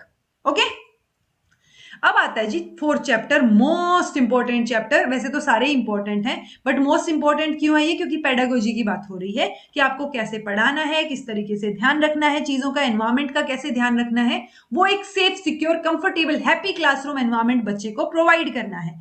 इसमें केयर और रिस्पॉन्सिवनेस जो है वो, मतलब अगर आप केयर कर रहे हैं या रिस्पॉन्सिव हैं, तो आपके पास एम्पल अपॉर्चुनिटी आएंगी, आप उसको एक्सपीरियंस देंगे, एक्सपेरिमेंट करवाएंगे, एक्सप्लोर करवाएंगे। सो ये हॉलमार्क है हमारी पेडागोजी के। क्या क्या हॉलमार्क है, एक्सपीरियंस, एक्सपेरिमेंट और एक्सप्लोर, यानी कि E3। ओके, चलिए जी, अब इसमें बहुत सारी चीजें मेंशन है। सबसे पहले तो प्रिंसिपल्स मेंशन है पेडागोजी के। प्रिंसिपल में क्या है जी, एक सेफ एनवायरनमेंट आप बच्चे को प्रोवाइड करेंगे, प्ले यानी खेलना जो है, सेफ एनवायरनमेंट के बाद प्ले के ऊपर फोकस करेंगे, सेंट्रल जो है वो उसको सेंटर में लेके सिखाएंगे बच्चे को। टीचर और बच्चे का रिलेशनशिप जो है उसको अच्छा बनाने की कोशिश करेंगे, नर्चर करेंगे उसको, क्योंकि अगर आप बच्चे की बात सुनेंगे पेशेंटली, तो बच्चा भी आपकी बात सुनेगा और आप उसके फेवरेट टीचर बन जाएंगे। ओके, तो आपको एक रिलेशनशिप बिल्ड करना है बच्चे के साथ। फिजिकल डेवलपमेंट जो है वो बहुत जरूरी है इस स्टेज के ऊपर, उसका भी ध्यान रखना है। ये प्रिंसिपल्स है हमारे क्लासरूम प्लानिंग और इंस्ट्रक्शन के, कि आप कैसे क्लासरूम को प्लान करेंगे, क्या क्या इंस्ट्रक्शन देंगे, किन किन चीजों का ध्यान रखेंगे being a teacher. Okay, so every child learns, अपने हिसाब से बच्चे सीखते हैं, ये बात का आपको ध्यान रखना है। अपनी पेस पे सीखते हैं, तो इंडिविजुअल डिफरेंसेस को आप कंसीडर करेंगे। वही सारी अच्छी अच्छी बातें जो हम पहले पढ़ चुके हैं, ठीक है। जो फाउंडेशनल स्टेज पे बच्चे हैं वो सबसे ज्यादा कंफर्टेबल होते हैं होम लैंग्वेज में, तो उसमें सिखा दीजिए। लर्निंग एक्सपीरियंस जो है वो डीपली कनेक्टेड रह जाते हैं, मतलब अगर आपको याद हो कि आपने बचपन में क्या सीखा था, तो टीचर ने क्या बोला था वो शायद आपको याद ना हो, बट आपने जो एक्टिविटीज करके देखी थी वो आपको हो सकता है अब तक याद हो। ओके, सो जो एक्टिविटीज है या जो लर्निंग एक्सपीरियंस है ना बच्चे का, वो कहीं ना कहीं डीपली कनेक्टेड हो जाता है अंदर तक, लाइफ मतलब बच्चे की लाइफ से ही कनेक्टेड हो जाता है। तो आपको वो एक्सपीरियंस देना है बच्चे को। ओके, और वो जो एक्सपीरियंसेस हैं आप उनको किस बेसिस पे डिजाइन करेंगे, जितना उसको पहले आता है, प्रीवियस अंडरस्टैंडिंग, या हम बोलते हैं ना PK टेस्टिंग जो करते हैं, प्रीवियस नॉलेज कितनी है। सो उस बेसिस पे आप पहले उसको क्या चीजें समझ आ रही हैं, उस बेसिस पे आप लर्निंग एक्सपीरियंसेस को बिल्ड करेंगे। Classroom processes address all the domains of development, जो भी प्रोसेसेस होंगे उसमें सारी डेवलपमेंट जो है बच्चे की होनी चाहिए। ऐसा ना हो कि आप बच्चे को सिर्फ गेम पीरियड दिए जा रहे हैं, वो खेले जा रहा है, तो फिजिकल डेवलपमेंट उसका हो रहा है लेकिन बाकी चीजें क्या। तो सब चीजों के ऊपर फोकस करना है, सब तरीके के डेवलपमेंट पे फोकस करना है। देन आता है जी आप प्लान कैसे करेंगे टीचिंग को। सो कंपोनेंट्स रहेंगे, पर्टिकुलरली टीचिंग के मेजर कंपोनेंट्स वही रहेंगे, कॉम्पिटेंसी, लर्निंग आउटकम, जो लेसन ऑब्जेक्टिव्स हैं, टीचर डायरेक्टेड गाइडेड या फिर चाइल्ड लेड एक्टिविटीज, कैसे आप करेंगे चीजों को, ठीक है, ड्यूरेशन और सीक्वेंस क्या रहेगी एक्टिविटीज की, तो वो सारी चीजें लास्ट में जाके आप असेसमेंट कैसे करेंगे, वहां तक आप प्लान करेंगे। तो टीचिंग को कैसे प्लान करेंगे, जो हम लेसन प्लान में जो पूरी की पूरी प्लानिंग में पढ़ चुके हैं। फर्दर इसमें जब टीचिंग की प्लानिंग की बात आती है ना, तो ये बात करते हैं जी पंचडी, पंच PANCHAADI, यानी 5 स्टेप लर्निंग प्रोसेस की, जो आपको लर्न करना है। आप लिख लीजिए इसको, नोट्स में नोट डाउन जो है आप कर सकते हैं इसको। नोट डाउन में क्या याद रखेंगे, सबसे पहले आप इंट्रोडक्शन देंगे, देन कॉन्सेप्चुअल क्लैरिटी करेंगे बच्चे की, समझाएंगे उसको चीजें, फिर प्रैक्टिस करवाएंगे, फिर उसका एप्लीकेशन पार्ट जो है उसको डिस्कस करेंगे, और लास्ट में आप क्या करेंगे, एक्सपेंड करेंगे चीजों को, नॉलेज को। सो पहला है अदिति, ये अदिति भी मेंशन है कहीं पे, जो मतलब ये डायग्राम में ये अदिति मेंशन है, बट अदिति भी मेंशन है, तो दोनों स्पेलिंग्स आप देख सकते हैं, अदिति। देन बोध कराएंगे, हिंदी वाला बोध है जी ये, ठीक है, मैंने शायद हिंदी क्या कैसे लिख दी, राइटिंग तो ठीक है मेरी, बोध, ठीक है, बोध कराएंगे। देन अभ्यास, अभ्यास, देन प्रयोग, प्रयोग मतलब एप्लीकेशन पार्ट क्या है उसका, एंड देन प्रसार, एक्सपेंड करेंगे। जैसे होता है ना दूरदर्शन पे कोई प्रसार आया हुआ है, चल रही हैं चीजें, तो आप उसको एक्सपेंड कर रहे हैं, सबके पास बता रहे हैं चीजों को, ठीक है। सो ये चीजें आप अडॉप्ट कर सकते हैं, यानी टीचर में adopt in planning for instruction. तो जब टीचर इंस्ट्रक्शंस को प्लान करे ना, उस टाइम पे इन चीजों को इंक्लूड कर सकता है। और भी कंसिडरेशंस रहेंगी देखा जाए तो, जिसमें आप डिफरेंशिएटेड इंस्ट्रक्शंस को कंसीडर करेंगे, स्कैफोल्डिंग और gradual release of responsibility. Gradual release of responsibility यानी GRR, फुल फॉर्म भी याद रखेंगे, और प्लस इसका मतलब भी, मतलब क्या है, 3 स्टेप है। जैसे एक में टीचर डेमोन्स्ट्रेट करके दिखा रहा है, यानी वो टीचर की रिस्पॉन्सिबिलिटी हो गई कि वो सब कुछ करके दिखा रहा है आपको। दूसरे में टीचर बोल रहा है कि चलो साथ में मिलके करते हैं, मतलब बच्चा भी कर रहा है बट टीचर थोड़ा सा क्या कर रहा है, फैसिलिटेट भी कर रहा है। और तीसरे में टीचर क्या कह रहा है, अब तुम खुद करके देखो, यानी अब सारी की सारी चीजें आपको इंडिपेंडेंटली करनी है। तो ये 3 स्टेप हो गए, I do, we do and you do. तो ये क्या हुआ, धीरे धीरे रिस्पॉन्सिबिलिटी रिलीज हुई है। अगर आई डू में देखेंगे, जिसमें टीचर काम कर रहा है, उसमें सारी की सारी रिस्पॉन्सिबिलिटी टीचर पे है, बीच वाले में आधी आधी रिस्पॉन्सिबिलिटी है, और लास्ट वाले में जाके रिस्पॉन्सिबिलिटी रिलीज हो गई है। सो इसको हम बोलते हैं ग्रेजुअल रिलीज ऑफ रिस्पॉन्सिबिलिटी, ठीक है। होमवर्क सबसे बड़ा इशू, होमवर्क देख के बच्चों को डर लगता है, होमवर्क पूरा नहीं हो तो स्कूल नहीं आते, वो चीज नहीं करनी है। होमवर्क जो है वो फन एक्टिविटी होनी चाहिए। ऐसा ना हो कि आपने बच्चे को कुछ लिखने को दे दिया, वो 2 घंटे बैठ के लिखे जा रहा है और फिर आके आपको दिखा रहा है, ठीक है, और उसमें वो खुद भी बोर हो रहा है बच्चा, ठीक है। तो वो चीज नहीं होनी चाहिए। हमें होमवर्क थोड़ा सा फन वे में देना है, कि मान लो हमने बोला कि घर पे जाके आपने क्या करना है, अपने फादर से या मदर से अपना हिस्ट्री पूछना है, मतलब हिस्ट्री किस सेंस में, कि आपके दादाजी का क्या नाम था, दादाजी के मतलब दादी का क्या नाम है, ठीक है, दादाजी दादी जी के फर्दर पेरेंट्स का क्या नाम था। सो वो चीजें आपने पूछनी है, तो वो इंटरेस्टिंग एक्टिविटी हो गई। सो आप एक इंटरेस्टिंग चैलेंज की तरह उनको दे सकते हैं। तो होमवर्क जो है आपको बर्डन नहीं डालना है, होमवर्क फन वे में होना चाहिए कि बच्चे का अगले दिन आने का मन करे, ओके। देन आता है जी एक पॉजिटिव रिलेशनशिप डेवलप करना है हमें टीचर और चिल्ड्रन के बीच। कैसे करेंगे, सबसे पहले तो बच्चे को सुनना पड़ेगा, okay.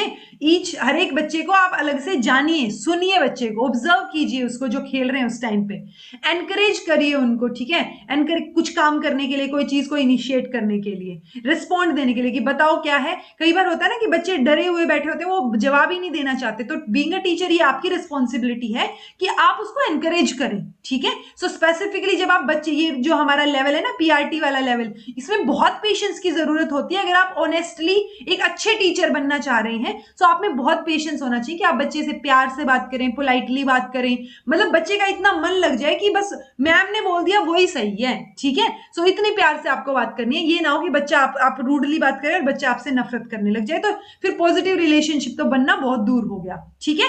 Recognising and responding to the emotions and moods of the children, आपको समझ आना चाहिए कि बच्चे का मूड खराब है, क्यों खराब है, क्या हुआ है। सो वो चीजें आपको धीरे धीरे निकलवानी पड़ेंगी उससे प्यार से बात करके, ओके। अब अगर आप बच्चे के घर पे भी रेगुलरली जा रहे हैं, मान लो कई बार मैंने सुना है पहले कि जो सरकारी स्कूल होते थे या कोई भी स्कूल होता था, अगर आसपास टीचर रहता हो तो जिस भी बच्चे का बर्थडे आ गया, कुछ और आ गया, मतलब टीचर की बहुत अहमियत पहले के जमाने में ज्यादा देखी जाती थी। कि बस भगवान ही है टीचर। सो टीचर को जो है सारी चीजें आप दे के आएंगे, गांव में अगर आप कुछ बना रहे हैं तो टीचर को दे के आएंगे, इनवाइट करेंगे उनको। सो वैसा कुछ होना चाहिए कि आप टीचर बच्चों के घर ना रेगुलरली विजिट कर रहे हैं, या फिर आप पेरेंट्स से रेगुलरली मिल रहे हैं, ताकि एक जो कनेक्शन है वो आपका बिल्ड रहे। ठीक है, सो वो कनेक्शन बिल्ड करना है जरूरी। देन है जी, और क्या कर सकते हैं, मतलब बेटर तरीके से आप टीचर्स कैसे सपोर्ट कर सकते हैं। एक तो उनको सुन के, एक मॉडलिंग, मॉडलिंग जो हमने किसमें, कौन से उसमें पढ़ा था, शायद सोशल लर्निंग में पढ़ा था, सोशल लर्निंग थियरी, बंडूरा की थियरी में। ठीक है, मॉडलिंग मतलब इमिटेट करना। Then problem solving, then questioning. आप प्रोवोक कर सकते हैं बच्चे को, प्रोवोक नेगेटिव सेंस में नहीं है यहाँ पे, प्रोवोक मतलब बच्चे को चैलेंज देना, कि उसका मन करे कि अच्छा, क्यूरियस हो, बच्चे की क्यूरियसिटी बढ़े जब आप उसको कुछ चैलेंज दे रहे हैं कि ये करके दिखाओ। ठीक है, वो वाली सिचुएशन। रिसर्च करना है आपको खुद को, बीइंग अ टीचर पहले आपको तो आना चाहिए। अगर मैं ये डॉक्यूमेंट खुद नहीं पढ़ूंगी लाइन टू लाइन, तब मेरी पीपीटी कैसे बनेगी, मैं एक्सप्लेन कैसे करूंगी। तो जब मैं पहले पढ़ रही हूँ फिर आपको पढ़ा रही हूँ, सेम अप्लाइज टू यू। जब आप टीचर बनेंगे तो पहले आपको अच्छे से उस टॉपिक की नॉलेज होनी चाहिए, फिर आप बच्चे को जो है नॉलेज देंगे, तब उसको बताएंगे चीजें। अगर आपको नहीं भी आता, ये भी पॉइंट्स आ जाते हैं बहुत बार कि अगर आपको नहीं आता और बच्चे ने कोई चीज पूछ ली, उस टाइम क्या करेंगे, रूडली जवाब देंगे या उसको बोलेंगे बाद में पूछना, या क्या करेंगे ना। तो वहां पे पॉजिटिव आंसर आना चाहिए कि मुझे नहीं पता है, ऑनेस्टली उस चीज को एक्सेप्ट कर लीजिए कि मैं कल देख के बताऊंगी आपको, या कल देख के बताएंगे। ठीक है, बच्चे को लास्ट में जाके जी इंडिपेंडेंट बनाना है, एक अच्छे टीचर की तरह, कि भाई बढ़िया अच्छा से बोल सके बच्चा, जो चीजें सिखाई हैं वो कर सके। उसके साथ साथ ना टीचर का रिलेशनशिप, फैमिलीज का या कम्युनिटी का, इनका भी आपस में रिलेशनशिप ठीक होना चाहिए। और कम्युनिकेशन जो है ना टीचर का पेरेंट्स के साथ या बच्चों के साथ या गार्जियन के साथ, वो कॉन्टिन्यूटी में रहना चाहिए, क्योंकि जितने ज्यादा आप इंटरेक्ट करेंगे उतना ज्यादा आपको बच्चे के बिहेवियर के बारे में और भी चीजें पता चलेंगी। ओके, सिखाएंगे कैसे बच्चे को, सिखाएंगे भाई खेल खेल में सिखाएंगे, कन्वर्सेशन करके, स्टोरीज सुना के, toys, music, art and craft, इस तरीके से सिखाएंगे। सेम अप्लाइज है, यहाँ पे भी सेम चीजें दी हुई है। ये चैप्टर, ये सेक्शन का नाम है। ठीक है, यहाँ पे जो 4.4 मेंशन है, सेक्शन का नाम है। देन कन्वर्सेशन, फ्री कन्वर्सेशन हो सकती है, स्ट्रक्चर्ड कन्वर्सेशन हो सकती है। फ्री कन्वर्सेशन मतलब टीचर ने बच्चों को ऐसे ही बिठा लिया और फिर डिस्कस करने लग गए कुछ, कोई भी टॉपिक पे। स्ट्रक्चर्ड मतलब आपको पहले से ऐसे गोल दायरे में बिठा रखा है, सर्कल में, जितनी देर आप बात कर रहे हैं उस सर्कल में बैठ के उसको सर्कल टाइम बोल देंगे। कुछ फ्लैश कार्ड्स दिखा दिए, कोई टॉपिक डिस्कस कर दिया, या पहले से कोई टॉपिक बता दिया, आप सोच रहे हैं, तो वो सारी चीजें यहाँ होनी चाहिए। स्टोरी टेलिंग जो है वो एक अच्छा तरीका हो सकता है। यहाँ पे ब्रेव और करेजियस कनकलता बरुआ की कहानी जो है वो यहाँ पे एग्जाम्पल के तौर पे दिखाई भी गई है इस डॉक्यूमेंट में। टॉय बेस्ड लर्निंग हमें ध्यान रखना है। टॉय में रिंग, सेट, पजल, जो अलग अलग पजल्स आते हैं। ढिंगली, तो ढिंगली क्या है जी, कॉटन डॉल्स होती है, कॉटन की गुड़िया टाइप की डॉल्स। ठीक है, तो वो ट्रेडिशनल टॉल टॉयज हैं, किसके, गुजरात के। तो ये फैक्चुअल इन्फॉर्मेशन मेंशन थी, आई तो पीआरटी वालों के लिए फिर भी इंपॉर्टेंट है, याद कर लीजिए। सॉन्ग्स और रिदम्स के रूप में सिखा सकते हैं, म्यूजिक और मूवमेंट, आर्ट एंड क्राफ्ट सिखा सकते हैं, मतलब उसके जरिए से सिखा सकते हैं। जैसे आपने बच्चे को कुछ ड्रॉ करने के लिए बोल दिया कि जो मन में आ रहा है वो बनाओ, ठीक है, पेंटिंग करने को बोल दिया, या आपने कोई ऐसे स्ट्रक्चर सा दे दिया कि ये कार्टून सा या कुछ भी स्ट्रक्चर दे दिया, और उस स्ट्रक्चर में आपने क्या बोला कि इसमें कुछ ना कुछ चीजें पेस्ट करनी है। अब वो कुछ गोल जो है वो आईज पेस्ट करके लाएगा, कुछ स्माइल पेस्ट करेगा, ठीक है, तो वो अलग अलग पेस्टिंग करके लाएगा। क्ले मोल्डिंग हो सकता है, इंडोर या आउटडोर गेम्स हो सकते हैं, नेचर के साथ टाइम स्पेंड करवा सकते हैं, फील्ड ट्रिप्स पे ले जा सकते हैं, वहां जाके चीजों को दिखा सकते हैं। सो बहुत सारे तरीके हैं बच्चों को एंगेज रखने के। ओके, देन आता है जी strategies for literacy and numeracy. तो कौन सी स्ट्रेटजीज होनी चाहिए लिटरेट और न्यूमरेसी अच्छे से करने के लिए उनकी। सो उसमें कुछ एक टर्म्स मेंशन है जो आपको पता होनी चाहिए। एक है एमरजेंट लिटरेसी, जिसका मतलब है एज द स्किल्स, नॉलेज और एटीट्यूड जो बच्चे डेवलप करेंगे, कब, किसके बारे में, रीडिंग और राइटिंग के बारे में, जब वो फ्लुएंट रीडर बन रहे हैं उससे पहले, मतलब वो अच्छे से बोलना पढ़ना सीख जाएं उससे पहले, जो वो धीरे धीरे करके स्किल डेवलप कर रहे हैं ना, वो एमर्जी तो हो रही है ना, उनकी लिटरेसी बढ़ रही है धीरे धीरे, तो वो एमरजेंट लिटरेसी उसको बोल रहे हैं। बैलेंस्ड लिटरेसी अप्रोच मतलब एक बैलेंस रहना चाहिए कि सिस्टमेटिकली आप सिखा रहे हैं। रिसर्च ने ये दिखाया कि जब आप एक डेवलपमेंट करते हैं ना बच्चे की, जो कंपोनेंट्स हैं किसके, लैंग्वेज के या लिटरेसी के, कॉम्प्रिहेंसिव वे में उसको बताते हैं, जो हायर ऑर्डर स्किल्स हैं या लोअर ऑर्डर स्किल्स हैं उनको बैलेंस करके चलते हैं, तो वो क्या रहेगा जी, बैलेंस्ड लिटरेसी अप्रोच रहेगा आपका। फोर ब्लॉक अप्रोच भी है for literacy instruction, 4 block approach है। कौन कौन से 4 ब्लॉक, मतलब ये 4 ब्लॉक बना दिए इन्होंने, बस बॉक्सेस बना दिए। ये किसके लिए है? ये लैंग्वेज के लिए है, ये ध्यान रखिएगा। लैंग्वेज के लिए पहला है oral development, oral language development, कि आप बोलना सिखा रहे हैं। मान लो कुछ प्ले करवा लिया, स्टोरी बता दिया, एक्सपीरियंस शेयर करने को बोल दिया कि अच्छा आप नानी के घर गए थे, क्या क्या देख के आए, क्या क्या सीखा, तो वो बच्चा बोल के बताएगा, ठीक है। तो वो ओरल डेवलपमेंट हो गया। पिक्चर कन्वर्सेशन हो गया, आपने कोई पिक्चर दिखा दी और उनसे पूछा कि क्या दिख रहा है इसमें, क्या कौन क्या कर रहा है, इस तरीके से। देन वर्ड रिकग्निशन आ जाएगा, जिसमें हम क्या है, जो फोनोलॉजिकल अवेयरनेस बच्चे के लिए एक्टिविटी करवा दी कोई, कि ये वर्ड पहचानिए जैसे, तो वो सारी चीजें वर्ड रिकग्निशन में आ जाएंगी। देन रीडिंग में कि आप जोर जोर से बोल के पढ़वा रहे हैं। शेयर्ड रीडिंग की थोड़ा ये पढ़ेगा, मिलके पढ़ने को बोला गया, या गाइडेड रीडिंग, इंडिपेंडेंट रीडिंग, ये रीडिंग हो गई।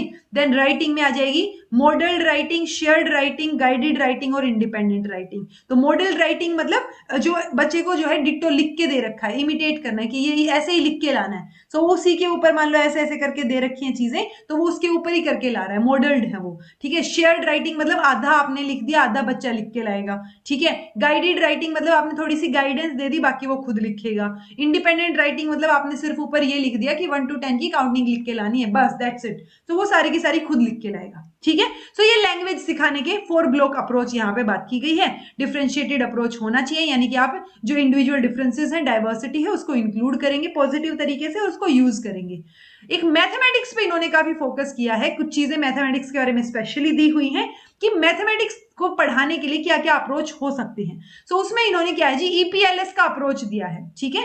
तो developing mathematical abstract ideas through concrete experience. So वो कॉन्क्रीट एक्सपीरियंस कैसे होगा? ELPS experience, spoken language, picture और रिटन सिंबल, ये फुल फॉर्म आप याद रख लीजिए ईएलपीएस की, ओके। मैथ्स को कनेक्ट करना है रियल लाइफ से, मैथ्स एक प्रॉब्लम सॉल्विंग टूल की तरह यूज करना है, ठीक है। आपने मतलब मम्मी ने बच्चे को जो है 100 रुपए दिए और बोला कि जाके कुछ ले आओ, तो ये ऑब्वियसली 3 to 8 की बात हो रही है ना, तो 6-7 साल या 8 साल के बच्चे को तो हम भेज सकते हैं ना शॉप पे, ठीक है। मैं मानती हूँ 3 साल के को नहीं भेज सकते। सो मैथमेटिक्स को एक प्रॉब्लम सॉल्विंग टूल की तरह यूज करना है। मैथमेटिकल टॉक यूज करनी है, जो मैंने आपको बताई भी थी कि आपने मान लो क्लास में बैठे तो आपने अपनी पोजीशन बतानी है, जैसे पोजीशन में कि मैं जो है मेरे 2 बेंच आगे हैं और 4 बेंच पीछे हैं, मैं यहाँ बीच में बैठा हूँ, ठीक है। मेरे साइड में इतने बेंचेस हैं, साइड में ये है, तो वो नंबरिंग में बात हो रही है, ओके। सो वो मैथमेटिकल टॉक या कम्युनिकेशन और reasoning. Then developing a positive attitude towards learning mathematics, और ये हमने लैंग्वेज का 4 बॉक्स वाला पढ़ा था ना, 4 ब्लॉक्स मॉडल, ऐसे ही मैथमेटिक्स के लिए भी एक 4 ब्लॉक्स मॉडल इन्होंने दिया है। पहले ओरल मैथ टॉक होनी चाहिए, कोई मैथ की पोएम, मतलब मैथमेटिक्स को भी आप पोएम में सिखाएं, रिदम में, राइमिंग में, ठीक है। देन स्किल टीचिंग सिखाएं, वो सारी चीजों को कंबाइन करना। देन स्किल प्रैक्टिस करें उसको, प्रोसीजरल या प्रॉब्लम सॉल्विंग, और फिर मैथ्स के गेम्स भी आप यूज कर सकते हैं, मैथ गेम जहां पे प्रॉब्लम सॉल्विंग जरूरी है, ठीक है। तो ये 4 हेडिंग्स आप याद रख सकते हैं जब हम बात करेंगे मैथ्स की सीखने की।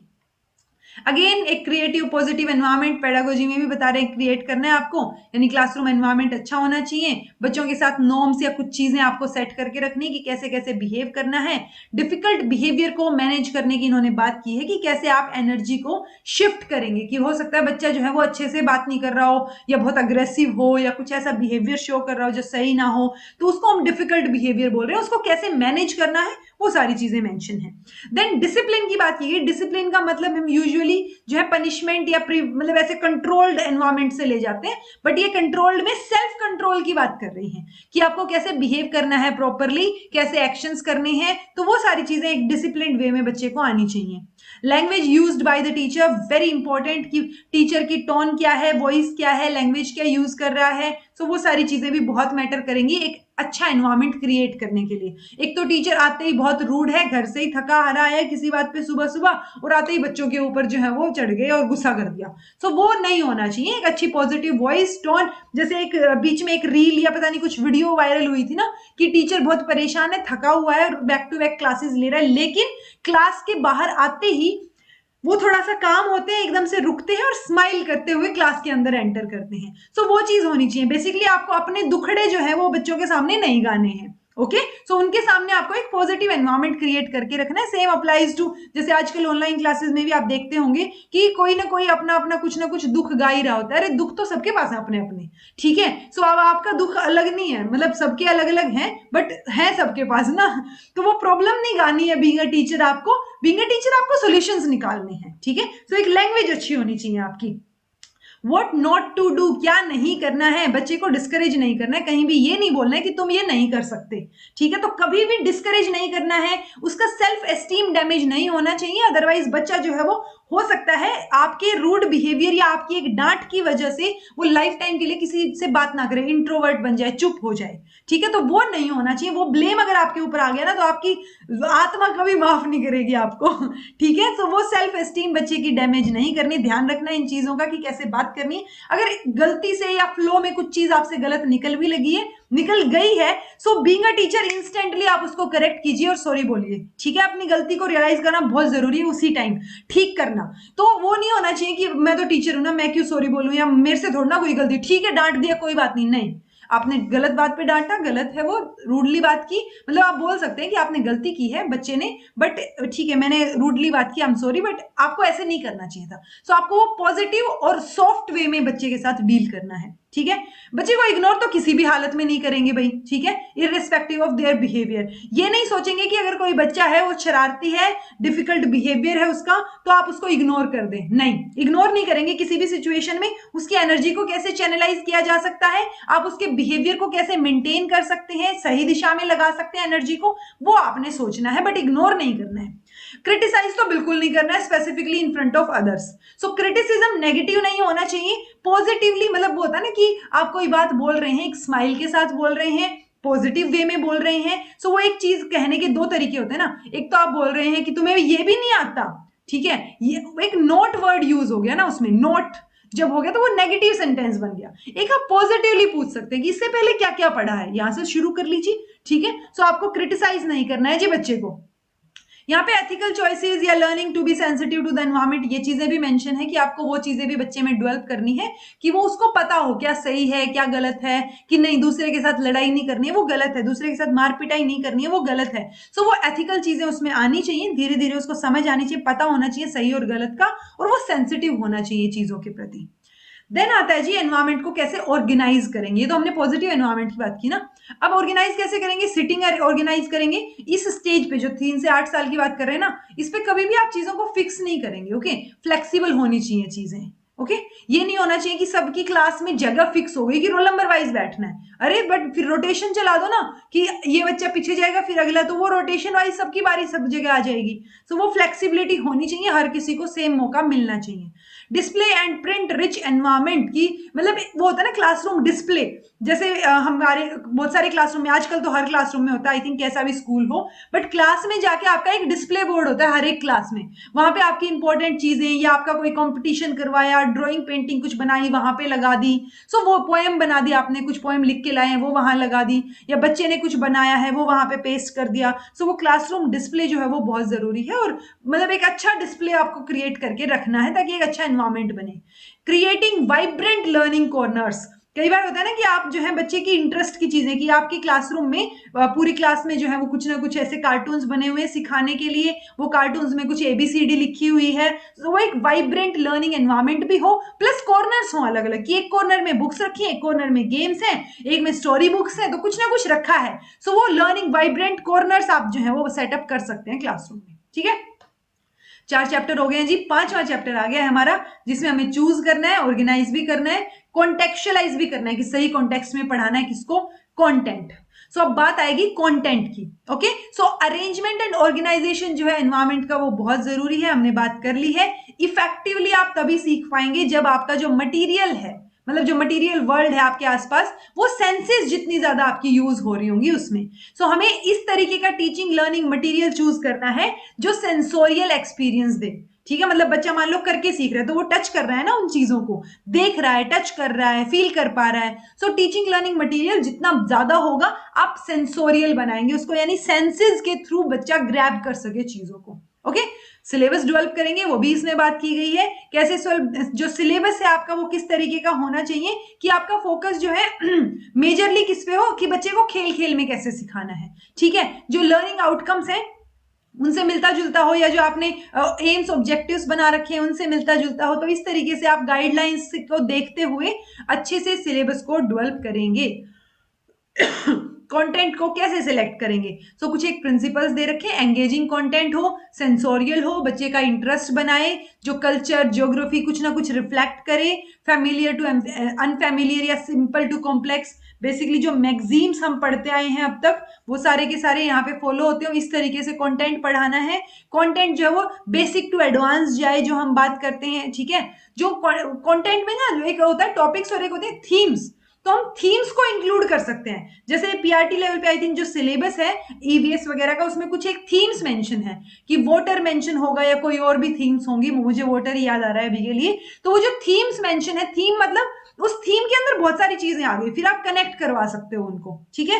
कंटेंट जो है वो डाइवर्स होना चाहिए, इंक्लूसिव होना चाहिए, इंक्लूसिव पे फोकस हमेशा रखिएगा। Special care should be taken to avoid promotion of stereotypes, मतलब जो आउल हैं या स्नेक्स हैं वो गलत हैं, खराब होते हैं, ठीक है। या डार्क स्किन लोग जो है वो स्कैरी होते हैं, या जो मम्मी लोग हैं ना वो किचन हैंडल करने के लिए ही बने होते हैं, वो सारी चीजें नहीं होनी चाहिए। ओके, सो किसी भी वे में आप कई बार सोचेंगे ना तो बहुत छोटी छोटी चीजें होती हैं जो बच्चों को अफेक्ट करती हैं। सो हमें किसी भी वे में जो स्टीरियोटाइप्स है ना उनको बनने से रोकना है। कई बार हम बचपन में क्या बोल देते हैं कि सो जाओ नहीं तो ऐसे भूत आ जाएगा, भाऊ आ जाएगा, वट कुछ कुछ बोल के बच्चे को हम क्या करते हैं कि डराने की कोशिश करते हैं। अगर आप देखेंगे ना कि बच्चा अगर बचपन में आपने डराया नहीं है ना उसको, वो छिपकली भी पकड़ ले उसको नहीं पता चलेगा, he is okay with that, he और शी, ठीक है। बट अगर आपने उसको बोल दिया कि नहीं नहीं ये काट जाएगी, क्या किया ये और वो, तो उससे वो बच्चा डर जाएगा और वहां से फिर चीजें स्टीरियोटिपिकल बननी शुरू हो जाएंगी। ये भी एक स्टीरियोटाइप होगा अपने आप में कि नहीं छिपकली के पास नहीं जाना, ठीक है। या फिर मतलब ठीक है आप अपनी जगह पे सही है, बट वो स्टीरियोटाइप्स नहीं क्रिएट करने कि आउल्स गंदे होते हैं, वो रात को मतलब अच्छे नहीं दिखते, या कोई भी चीज। पॉइंट ये है कि आपको स्टीरियोटाइप्स अवॉइड करने हैं हर वे में। आपकी लैंग्वेज में आप जो चीजें बोल रहे हैं हर चीज में सारी चीजें जेंडर न्यूट्रल होनी चाहिए, स्टीरियोटाइप्स नहीं होने चाहिए। अब ऑर्गेनाइज कैसे करेंगे कंटेंट को, तो बहुत सारे तरीके हैं, बहुत सारे अप्रोचेस हैं। ये हमारा सबसे पहला है प्रोजेक्ट बेस्ड अप्रोच, जिसमें प्रोजेक्ट स्पेसिफिकली आप कोलैबोरेट कर रहे हैं पीयर्स के साथ या बाकी बच्चों के साथ, तो एक रेंज ऑफ स्किल्स आप सीख रहे हैं, ठीक है, डेवलप हो रही है आप में। सो वो प्रोजेक्ट बेस्ड हो गया। स्टोरी बेस्ड हो गई चीजें कि आप स्टोरी सिखा रहे हैं बच्चों को, तो स्टोरी एक बहुत पावरफुल टूल होता है जब हम 3 से 8 साल की बात कर रहे होते हैं, ठीक है। सो आप अगर स्टोरी के वे में सिखाएंगे तो और भी क्या ही बात है फिर तो। थीम बेस्ड अप्रोच हो गया, जो मैंने अभी बताया आपको कि थीम्स बनाई, जैसे वोटर है या कोई थीम्स बना दी, फॉरेस्ट बना दिया, तो उन थीम्स को आप मीनिंगफुली कनेक्ट करेंगे, तो वो कनेक्शन जो है जब उनको समझ आएगा तो वो मीनिंगफुल बनेगा उनके लिए। इक्लेक्टिक अप्रोच मतलब ये जो जितने भी अप्रोच हमने ऊपर पढ़े इनको इंडिविजुअली हम नहीं फॉलो करेंगे, हम जो है हर एक से कोई कोई अच्छी अच्छी चीजें उठा के एक अप्रोच में डाल रहे हैं, उसको इक्लेक्टिक अप्रोच बोल रहे हैं। देन है जी टीचिंग लर्निंग मटेरियल, ये मैंने आपको बताया टीचिंग लर्निंग मटेरियल किस तरीके का होना चाहिए। आपको एक्सपीरियंशियल टीचिंग करनी है, कॉम्पिटेंसी बेस्ड टीचिंग होनी चाहिए, जितनी भी चीजें अच्छी अच्छी अब तक हमने पढ़ी है वो सारी की सारी इसमें इंक्लूडेड मानी जाएंगी। अच्छा एक और चीज, जब हम टीचिंग लर्निंग मटेरियल की बात करते हैं तो इसमें जो मटेरियल कैसे बनाएंगे आप ना, तो वो लोकली मेड हो सकता है, बच्चे खुद बना सकते हैं उसको, टीचर भी बना सकते हैं, या फिर वो मार्केट से परचेज किया हुआ भी हो सकता है। तो वो परचेज क्या क्या चीजें हो सकती हैं वो सारी की सारी भी लिस्ट दे रखी है इस डॉक्यूमेंट में, तो वो आप देख सकते हैं। मैथमेटिक्स के लिए कुछ एक पर्टिकुलर टीचिंग लर्निंग मटेरियल इन्होंने बना के दिखा रखे हैं, तो वो टर्म्स जो है ना वो याद रख सकते हैं, जैसे कॉन्टूर्स, मतलब कोई भी can be anything that can be counted. अब जैसे पत्थर हो सकते हैं, पेबल्स या सीड्स हो गए जिनको आप काउंट कर सके ना, काउंटर्स, ठीक है, तो काउंट कर सकते हैं उनको। सो वो लाके बच्चों को दे सकते हैं कि पत्थर रखे इनको गिनिए, ठीक है। बंडल स्टिक्स हो सकती हैं, जैसे ये बंडल स्टिक्स यहाँ पे बना रखी हैं, ठीक है। देन यहाँ पे गणित माला, ये गणित माला क्या है जी, 100 बीड्स की माला है, ओके। वो जैसे राम नाम जपती है ना दादी वादी दादी वगैरह जो होते हैं लोग, तो वो जो जपते हैं नाम उसमें वो गिनते रहते हैं, वो 100 101 कुछ होते हैं। सो ऐसे ही गणित माला नाम है इसका। गणित माला में क्या है, 2 कलर के हैं 100 बीड्स। अगर आप देखेंगे यहाँ पे मैं थोड़ा सा फोकस करके अगर आपको दिखाऊं, तो यहाँ पे क्या चीज दिखेगी आपको कि ये जो यहाँ पे 2 और 6 लिखा और यहाँ पे एक चिट लगी हुई है, ठीक है। सो वो चिट लगी हुई है का क्या मतलब है कि यहां तक बच्चे ने गिना है और यहां तक कितने यहाँ पे हैं 26 काउंटिंग है, ठीक है। तो वो गणित माला हो गई जी। देन है एरो कार्ड्स हो गए, जिसमें आप न्यूमेरिकल कुछ लिखे हुए, जैसे ये डेसिमल, एक पे 2 लिख दिया, एक पे 2 जीरो लिख दिया, एक पे 3 जीरो जीरो लिख दिया, विच मीन्स आप डेसिमल वे में उनको सिखा रहे हैं। ये इकाई है, इकाई दहाई है, 2 भी आ गए यहाँ पे, इकाई दहाई सैकड़ा, वो सब सिखा रहे हैं। फ्लैट या लॉन्ग यूनिट्स, जैसे यहाँ पे क्या बना दिया इन्होंने, ऐसे स्क्वायर बना के एग्जैक्टली काट रखी है चीजें, तो ये लेंथ में काट रखी है, ठीक है। सो वो फ्लैट लॉन्ग यूनिट बोल दिया इनको। शेप्स, कटआउट्स, कोई भी शेप बना के आपने कटआउट्स निकाल दी, कि आपने एक सर्कल काट रखा है पेजेस का, एक यहाँ पे जो है रेक्टेंगल काट दिया, एक ये पैरेललोग्राम टाइप कुछ काट दिया, तो इस तरीके से आप अलग अलग चीजें कट कर सकते हैं शेप्स को। स्ट्रॉ मॉडल हो गया, यहाँ पे ये स्ट्रोज का, ये स्टिक्स का यूज कर रखा है, ठीक है। एक है पोलियोमिनोइज, ये जो बेसिकली पजल है, और ये पजल में हर एक पीस जो है वो आइडेंटिकल स्क्वायर का बना है, तो ये टर्म आप याद रख सकते हैं कि आप तब पूछ लें पीआरटी लेवल पे, okay.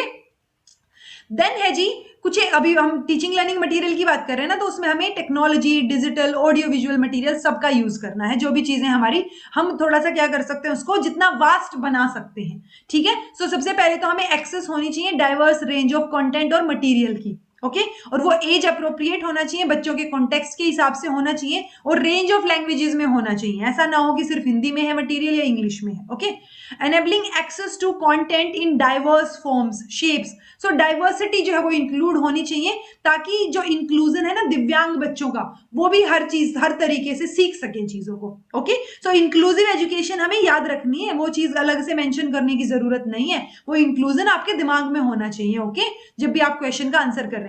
ensuring that key focus of the material would be to create an enjoyable experience for the learner and feed the child innate curiosity and agency, यानी innately उसको क्यूरियस होनी चाहिए। तो हमें ऐसे लर्निंग मटेरियल लाना है कि बच्चा देखते ही सोचे कि ये क्या आ गया आज क्लास में, मतलब अगर वो सो भी रहा है ना तो आंखें खुल जाएं उसकी कि ओ आज तो कुछ नया देखने को मिलेगा। वो चीजें, उस तरीके का टीचिंग लर्निंग मटेरियल होना चाहिए जब आप टेक्नोलॉजी को यूज कर रहे हैं। Supporting the capability development of teachers, parents and community, यानी आपको तो पता हो ना वो चीजें, तो जो लर्निंग मटेरियल आप लेके आए हैं वो कैपेबिलिटीज के साथ जो है वो मैच भी करता हो। अब इसमें आपको याद रखने वाली चीज, ये स्लाइड है जी ध्यान देने वाली, डिजिटल इंफ्रास्ट्रक्चर और प्लेटफॉर्म्स जो है उनका आपको ज्यादा से ज्यादा यूज करना है, ठीक है। कैसे, मतलब दो जो नाम याद रखने हैं वो है एनडीआर, जो ndir.government.in है, और विद्यादान, विद्यादान कहाँ पे है, VDN, दीक्षा की, और दीक्षा की फुल फॉर्म तो आपको पता है, अगर पता है तो फुल फॉर्म बताइएगा, ठीक है, दीक्षा की फुल फॉर्म। देन है ये एनडीआर की फुल फॉर्म मैं लास्ट में कराऊंगी, एक्रोनिम्स उसमें भी लिख रखी है मैंने। देन है डिजिटल इंफोटेनमेंट फॉर चिल्ड्रन, तो डिजिटल लेवल पे इंफोटेनमेंट मतलब आप इंफॉर्मेशन प्रोवाइड कर रहे हैं, जैसे एंटरटेनमेंट है ना तो वो एंटरटेन कर रहा है आपको, ऐसे ही इंफोटेनमेंट मतलब इंफॉर्मेशन प्रोवाइड हो रही है आपको, okay. Technology for inclusive access, दिव्यांग बच्चों के लिए टेक्नोलॉजी आप यूज करेंगे कि वो इंक्लूजन उनका आ सके। डिजिटल फॉर्मेट्स यूज कर सकते हैं, जैसे ई पब हो गया, फ्लिप बुक्स हो गई, इंटरेक्टिव बुक्स हो गई, या digital accessible information system, Daisy, DAISY, ये फुल फॉर्म याद रखिएगा जी, ठीक है। देन टेक्नोलॉजी में मल्टीलिंगुअल सिचुएशंस होनी चाहिए कि आप टेक्नोलॉजी तो यूज कर रहे हैं बट बच्चों की मदर टंग में भी वो चीजें हों। अब वो मदर टंग में कौन करेगा उनको, जो हमारे प्लेटफॉर्म्स है, एक है भाषिनी है, और एक है ULCA। तो ये दोनों आपको नाम याद रखने हैं कि ये प्रोग्राम्स हैं जहां पे हम क्या कर सकते हैं, ट्रांसलेशन जो है ना आपका मटेरियल का, वो लोकल या रीजनल लैंग्वेजेस में आपको मिल जाएगा, ठीक है। देन आता है जी हमारा नेक्स्ट है कुछ एक चीजें, अभी डिजिटलाइजेशन कर रहे हैं ना हम, जो हमारा जो टेक्नोलॉजी है उसको यूज कर रहे हैं, तो वो जो डिजिटल चीजें हम यूज कर रहे हैं, वो जब बच्चे के लिए यूज कर रहे हैं तो हमें कुछ चीजों का ध्यान रखना पड़ेगा। सो डिजिटल वर्ल्ड की जब बात करते हैं तो जो एक्शंस हैं, इंटरेक्शंस हैं बच्चों के, या जो इम्पैक्ट करते हैं उनको अडल्टहुड में भी, तो वो सारी चीजों पे हमें फोकस रखना है कि क्या क्या जो है गाइडलाइंस हैं, या डिजिटल लेवल पे या निष्ठा की क्या गाइडलाइंस है, तो किसकी क्या गाइडलाइंस है, वो आपको हर एक प्लेटफॉर्म की गाइडलाइंस पता होनी चाहिए। गाइडलाइंस में जो प्रोग्राम है डिजिटल गाइडलाइंस के लिए, उसका नाम आप मुझे कमेंट करके बताएंगे, ओके। टेक्स्ट बुक के रिगार्डिंग बहुत अच्छी चीज दे रखी है, ये आप ध्यान रख सकते हैं, याद करने वाली चीज थोड़ी सी, टेक्स्ट बुक मतलब पहले जो 3 साल है, 3 से 6 साल, उसमें कोई भी टेक्स्ट बुक प्रिस्क्राइब नहीं करनी है, ठीक है, बच्चों के लिए जो लास्ट के 2 साल हैं 6 से 8 साल वाले, उसमें आप सिंपल और अट्रैक्टिव टेक्स्ट बुक्स को कंसीडर कर सकते हैं। बट वो जो टेक्स्ट बुक्स है ना, वो सिर्फ टेक्स्ट बुक्स नहीं होनी चाहिए, मतलब वो जो क्लासरूम में इंस्ट्रक्शंस है सिर्फ वो मटेरियल नहीं होना चाहिए, वो वर्क बुक्स होनी चाहिए, मतलब बच्चा उनमें कुछ कर सके, कुछ लिख सके, अलग से कुछ बना सके, ड्रॉ कर सके, इंटरेक्टिव होनी चाहिए वो सारी चीजें। ठीक है, सो बुक्स पे कम फोकस करके इंटरेक्शन पे ज्यादा फोकस करना है, वो चीज बोली गई है। इंटरेक्शन पे या जो आप एनवायरमेंट की बात करेंगे, सो इंडोर एनवायरमेंट, आउटडोर एनवायरमेंट, ये इंडोर है ना, हाँ ठीक है, इंडोर और आउटडोर एनवायरमेंट की बात कर सकते हैं। इंडोर में आप रनिंग ब्लैक बोर्ड कर सकते हैं। रनिंग ब्लैक बोर्ड होता है जी, जैसे ये मान लो आपके क्लासरूम है, ये दरवाजा है, यहाँ पे आपका ब्लैक बोर्ड है जहां टीचर लिखता है। ओके, तो ये जो बाकी 3 वॉल्स बच गई ना, इन 3 वॉल पे अराउंड एंड अराउंड 3 फुट का गैप पे रख के वहां पे हम एक पट्टी बना देंगे पूरी, जहां पे बच्चे खुद कुछ ड्रॉ कर सकते हैं। ओके, सो वो उनके लिए ब्लैक बोर्ड है, तीनों की तीनों दीवारों पे, तो वो रनिंग ब्लैक बोर्ड हो गया। आप कॉर्नर सेटअप कर सकते हैं, जो मैंने आपको बताया था, कुछ ड्रामेटिक प्ले कॉर्नर हो गया, ठीक है, ब्लॉक्स हो गए, पजल्स हो गए, कुछ बुक्स रख दिया आपने, स्टोरी बुक्स रख दी, पोर्टफोलियो बैग्स रख दिए, ठीक है, वो चीजें इंडोर रहेंगी क्योंकि क्लासरूम के अंदर की बात हो रही है। आउटडोर में आप क्या कर सकते हैं, सैंड पिट हो सकता है, वहां पे मिट्टी हो, वहां पे खिलाएं बच्चों को, क्ले बॉक्स हो सकता है, ठीक है, वो मोल्ड करे क्ले को, वाटर हो सकता है। बहुत बार आप देखेंगे आजकल तो बच्चों के, मुझे रिसेंटली पता चला, मुझे भी जान के अलग लगा कि अच्छा ओके, वहां पे स्विमिंग पूल सा बना रखा है बच्चों के लिए, और मतलब स्पेसिफिकली कि अच्छा स्विमिंग कॉस्ट्यूम्स जो है लेके आने हैं साथ में, और वहां पे अलग से पूल पार्टी होगी, ठीक है, बच्चों की, उसके थ्रू सिखाएंगे चीजों, तो वो कई चीजें जो है वो इंक्लूड हो जाएंगी आउटडोर इंडोर में। देन आता है जी हमारा 6th chapter, although 5th chapter तक मेजर पोर्शन हमारा कवर हो गया है, बहुत सारी चीजें। अब आगे जो है वो बहुत कम चीजें, बहुत ज्यादा बड़ी बड़ी चीजें आपको देखने को नहीं मिलेंगी, ठीक है, बट इंपॉर्टेंट है, तो सुनना लास्ट तक है आपने। Methods and tools of assessment की बात करें अगर हम, तो ऑब्जर्व करेंगे हम बच्चे को, असेसमेंट को कैसे यूज करेंगे ना हम, तो असेस करना मतलब बच्चे को आप ऑब्जर्व करेंगे। अब ऑब्जर्व करने के भी कुछ एक पर्टिकुलर क्या है, टूल्स है, जैसे एनेक्डोटल रिकॉर्ड हो गया, जिसमें आप स्पेसिफिक डिटेल्स मेंशन कर रहे हैं। चेकलिस्ट हो गई कि आपने कोई लिस्ट बना रखी है कि बच्चे ने ये चीजें की या नहीं, 1 2 3, अगर वो कर रहा है तो वह टिक टिक टिक चेकलिस्ट बनाते जाएंगे। जैसे आप किरियाने का या कोई भी सामान लेने जाएं तो उस टाइम पे आप लिख के ले जाते हैं ना, देन आप साइड में टिक टिक टिक करते रहते हैं कि ये हो गया, ये हो गया, वही सेम चीज है यहाँ। इवेंट या फ्रीक्वेंसी सैम्पलिंग एक चीज मेंशन है यहाँ पे, ये कब यूजफुल होगी, जब मान लो बच्चा कोई ना ऐसा अनएक्सपेक्टेबल बिहेवियर कर रहा है जो आप एक्सेप्ट नहीं कर पा रहे हैं, मतलब जो बिहेवियर सही नहीं है। सो वो बिहेवियर कब कर रहा है, कितनी बार कर रहा है, किस सिचुएशन में कर रहा है, जब उस पर्टिकुलर इवेंट के लिए हम चीजें नोट डाउन करने लगे ना, तो वो इवेंट या फ्रीक्वेंसी सैम्पलिंग हो गई, ठीक है। तो टीचर चेक ऑफ करेगा कि कितने नंबर ऑफ टाइम्स बच्चा ये जो अनएक्सेप्टेबल बिहेवियर है ये कर रहा है, ओके, कब कर रहा है, क्या रीजन हो सकता है, तो वो चीजें जब आप नोट डाउन करते हैं पर्टिकुलर इवेंट से रिलेटेड, तो वो इवेंट और फ्रीक्वेंसी सैम्पलिंग हो गई। आर्टिफैक्ट्स को एनालाइज कर सकते हैं आप, तो बहुत सारे टूल्स रहेंगे हमारे जब आप क्या करेंगे, असेस करेंगे बच्चे को। जब आप असेस कर रहे हैं तो उस टाइम पे आप एनालाइज करेंगे बच्चे के रिस्पॉन्सेज को, ठीक है, तो रिस्पॉन्सेज में आप उन चीजों को इंटरप्रेट करेंगे, फिर उस पर एक्शन अपॉन द एविडेंस, क्या एक्शन होना चाहिए, और एविडेंसेस को क्रिएट करना। तो ये 3 की साइकिल है जी। आप एविडेंसेस को, एलिसिटिंग द एविडेंसेस, देन एनालाइज और इंटरप्रेट करेंगे, और फिर उनके लिए एक्शन लेंगे, फिर वापस से चीजों को चेक करेंगे, ठीक है। डॉक्यूमेंटिंग एंड कम्युनिकेटिंग असेसमेंट, अब जो आपने असेसमेंट की है बच्चे की, उसको डॉक्यूमेंट भी तो करना है, यानी कि होलिस्टिक प्रोग्रेस कार्ड। तो ये तो मैंने आपको एफएलएन में भी पढ़ाया था, निपुण भारत में, ये मैंने आपको एनईपी में भी पढ़ाया था, तो एचपीसी तो आप भूलना ही नहीं चाहिए आपको कि होलिस्टिक प्रोग्रेस कार्ड की बात हो रही है। ये यहाँ पे एक सैंपल दे रखा था यहाँ पे कि आप बच्चे, क्योंकि 3 से 8 साल के बच्चे हैं ना, और स्पेसिफिकली अगर शुरू वाली एज में लूँ 3 से 6 वाली, तो उस टाइम पे आप बच्चे को सेल्फ असेसमेंट कैसे करवाएंगे। तो सेल्फ असेसमेंट है कि आपको सर्कल करना है उस पिक्चर को, जैसा आपको लगा, मतलब आज का काम या आज क्लास में आपको कैसा लगा, इजी लगा, टफ लगा, आप खुश थे, नहीं थे, तो वो यहाँ पे करना है, ठीक है। मतलब आप ये जैसे यहाँ पे लिख रखा, I liked doing this work, तो आपने हाँ या नहीं, मतलब ठीक ठीक था या नहीं था, सैड है, ठीक है। I found this work easy था, नहीं था, या ठीक ठीक था, ठीक है। ऐसे ही यहाँ पे ये काम करने के लिए आपको पीयर्स की जरूरत थी, या टीचर की जरूरत पड़ी, या बुक्स या कंप्यूटर की जरूरत पड़ी। तो ये एक सैंपल दे रखा है कि सेल्फ असेसमेंट कैसे करवा सकते हैं आप बच्चों से। 7th चैप्टर है जी ऑर्गेनाइजिंग द डे, डे को कैसे ऑर्गेनाइज करेंगे। सो डे मतलब वो डेली रूटीन वाली चीज होगी, टाइम टेबल वाली चीज हो गई, ठीक है। सो जब आप 3 से 8 साल की बात कर रहे हैं तो उसमें आपको जो जो चीजें आपने फोकस किया है ना कि अच्छा हमें लैंग्वेज पे फोकस करना है, आउटडोर प्ले पे, फ्री प्ले पे, इन चीजों पे फोकस करना है, आर्ट एंड क्राफ्ट पे फोकस करना है, सो वो फोकस आपको पूरा का पूरा टाइम टेबल में लिखना पड़ेगा। वो यहाँ पे इन्होंने 2 की इलुस्ट्रेशन दे रखी है, यानी इलुस्ट्रेटिव डेली रूटीन दे रखा है इन्होंने 3 से 6 साल के बच्चे का और 6 से 8 का। तो इतना कॉमन सेंस तो हम भी लगा सकते हैं कि अगर 3 से 6 साल का बच्चा है तो उसका स्कूल का टाइम कम होगा, कि मान लो 12 बजे भेजा, 9 बजे स्कूल भेजा उसको, 12 बजे वो वापस आ गया। और अगर 6 से 8 का है तो 9 बजे भेजा है तो वो 1:30 बजे 2 बजे आ जाएगा, वो सिचुएशन। सो वो टाइम पीरियड ऑब्वियसली थोड़ा सा लंबा कम रहेगा, वो देख लीजिएगा, पता ही है हमें। एनुअल स्कूल कैलेंडर ये मैं आपको करवा चुकी हूँ, सेम वही है कि स्कूल के कैलेंडर में स्पेसिफिकली क्या क्या इवेंट्स होंगे पूरे साल में वो मेंशन है, तो उसको हम एक स्ट्रेंथ की तरह यूज कर सकते हैं। सो वो सारी चीजें हम ऑलरेडी पढ़ चुके हैं, जो केवीएस की मैंने बाकी सीरीज करवाई थी उसके अंदर। ये इलस्ट्रेशन दे रखा है जी 3 से 6 साल के बच्चे का, जैसे 9 से 9:30 से 10:15 तक 45 मिनट का ऐसे सर्कल टाइम जो हमने बात की ना, सर्कल में बिठा के कन्वर्सेशन करना, फिर स्नैक्स का ब्रेक आ गया, देन रिदम राइम या कुछ और चीज करवा ली, प्री न्यूमरेसी की क्लास हो गई 1 घंटे की। सो वो टाइमिंग यहाँ मेंशन कर रखा है कि किसको कितना जो है टाइम आप देंगे। ओके, सो वो चीजें हो गई। यहाँ पे ये 3 से 6 साल के बच्चे के लिए अगेन दूसरा टाइम टेबल दे रखा है, दो डेली रूटीन के टाइम टेबल्स दे रखे हैं ये।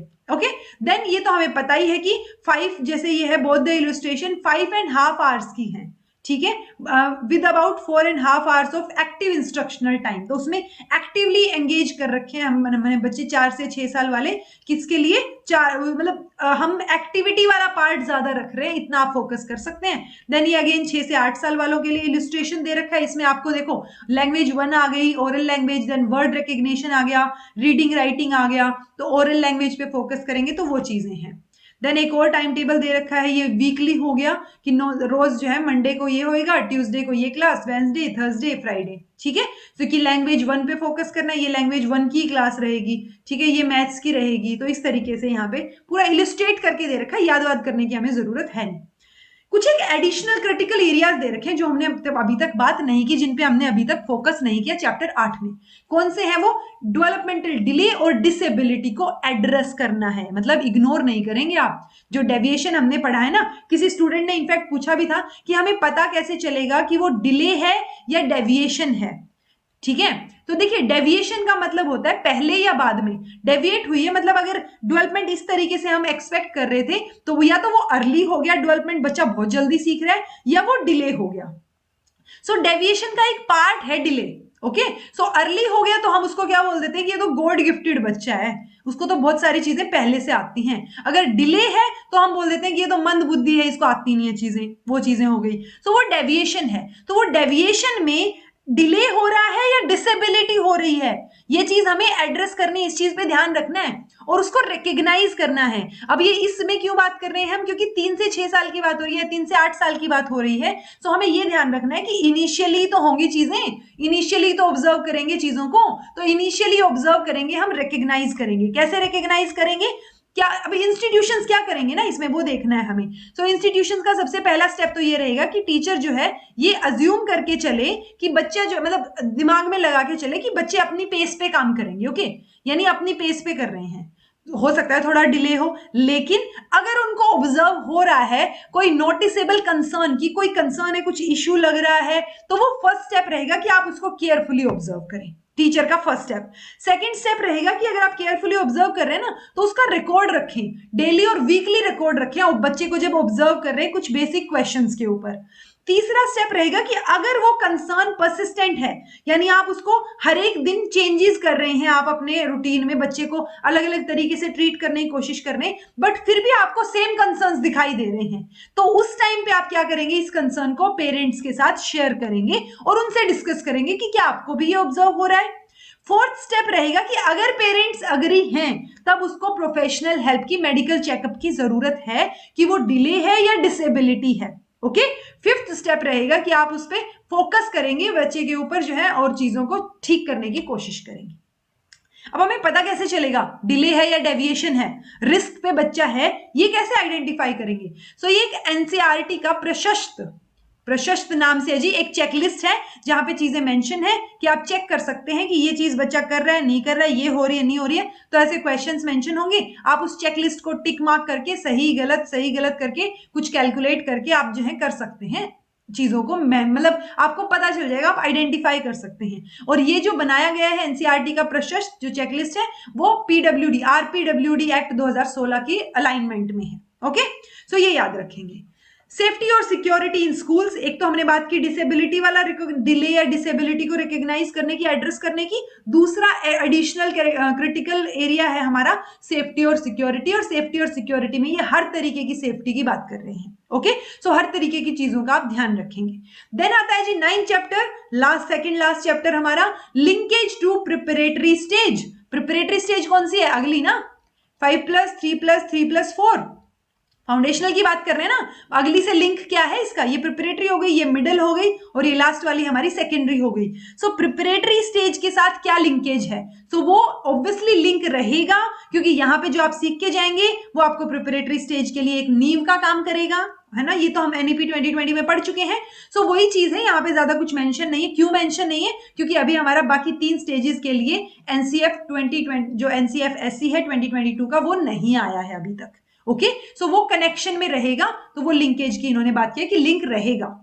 10th चैप्टर है क्रिएटिंग अ सपोर्टिव इकोसिस्टम। सो एक इकोसिस्टम वही है, एनवायरमेंट इकोसिस्टम हमें अच्छे से बनाना है बच्चे का। उसके लिए हमें टीचर्स को एम्पावर करना पड़ेगा, उनकी क्वालिफिकेशंस, वो कैसे पढ़ा रहे हैं, क्या स्ट्रेटजीज यूज कर रहे हैं।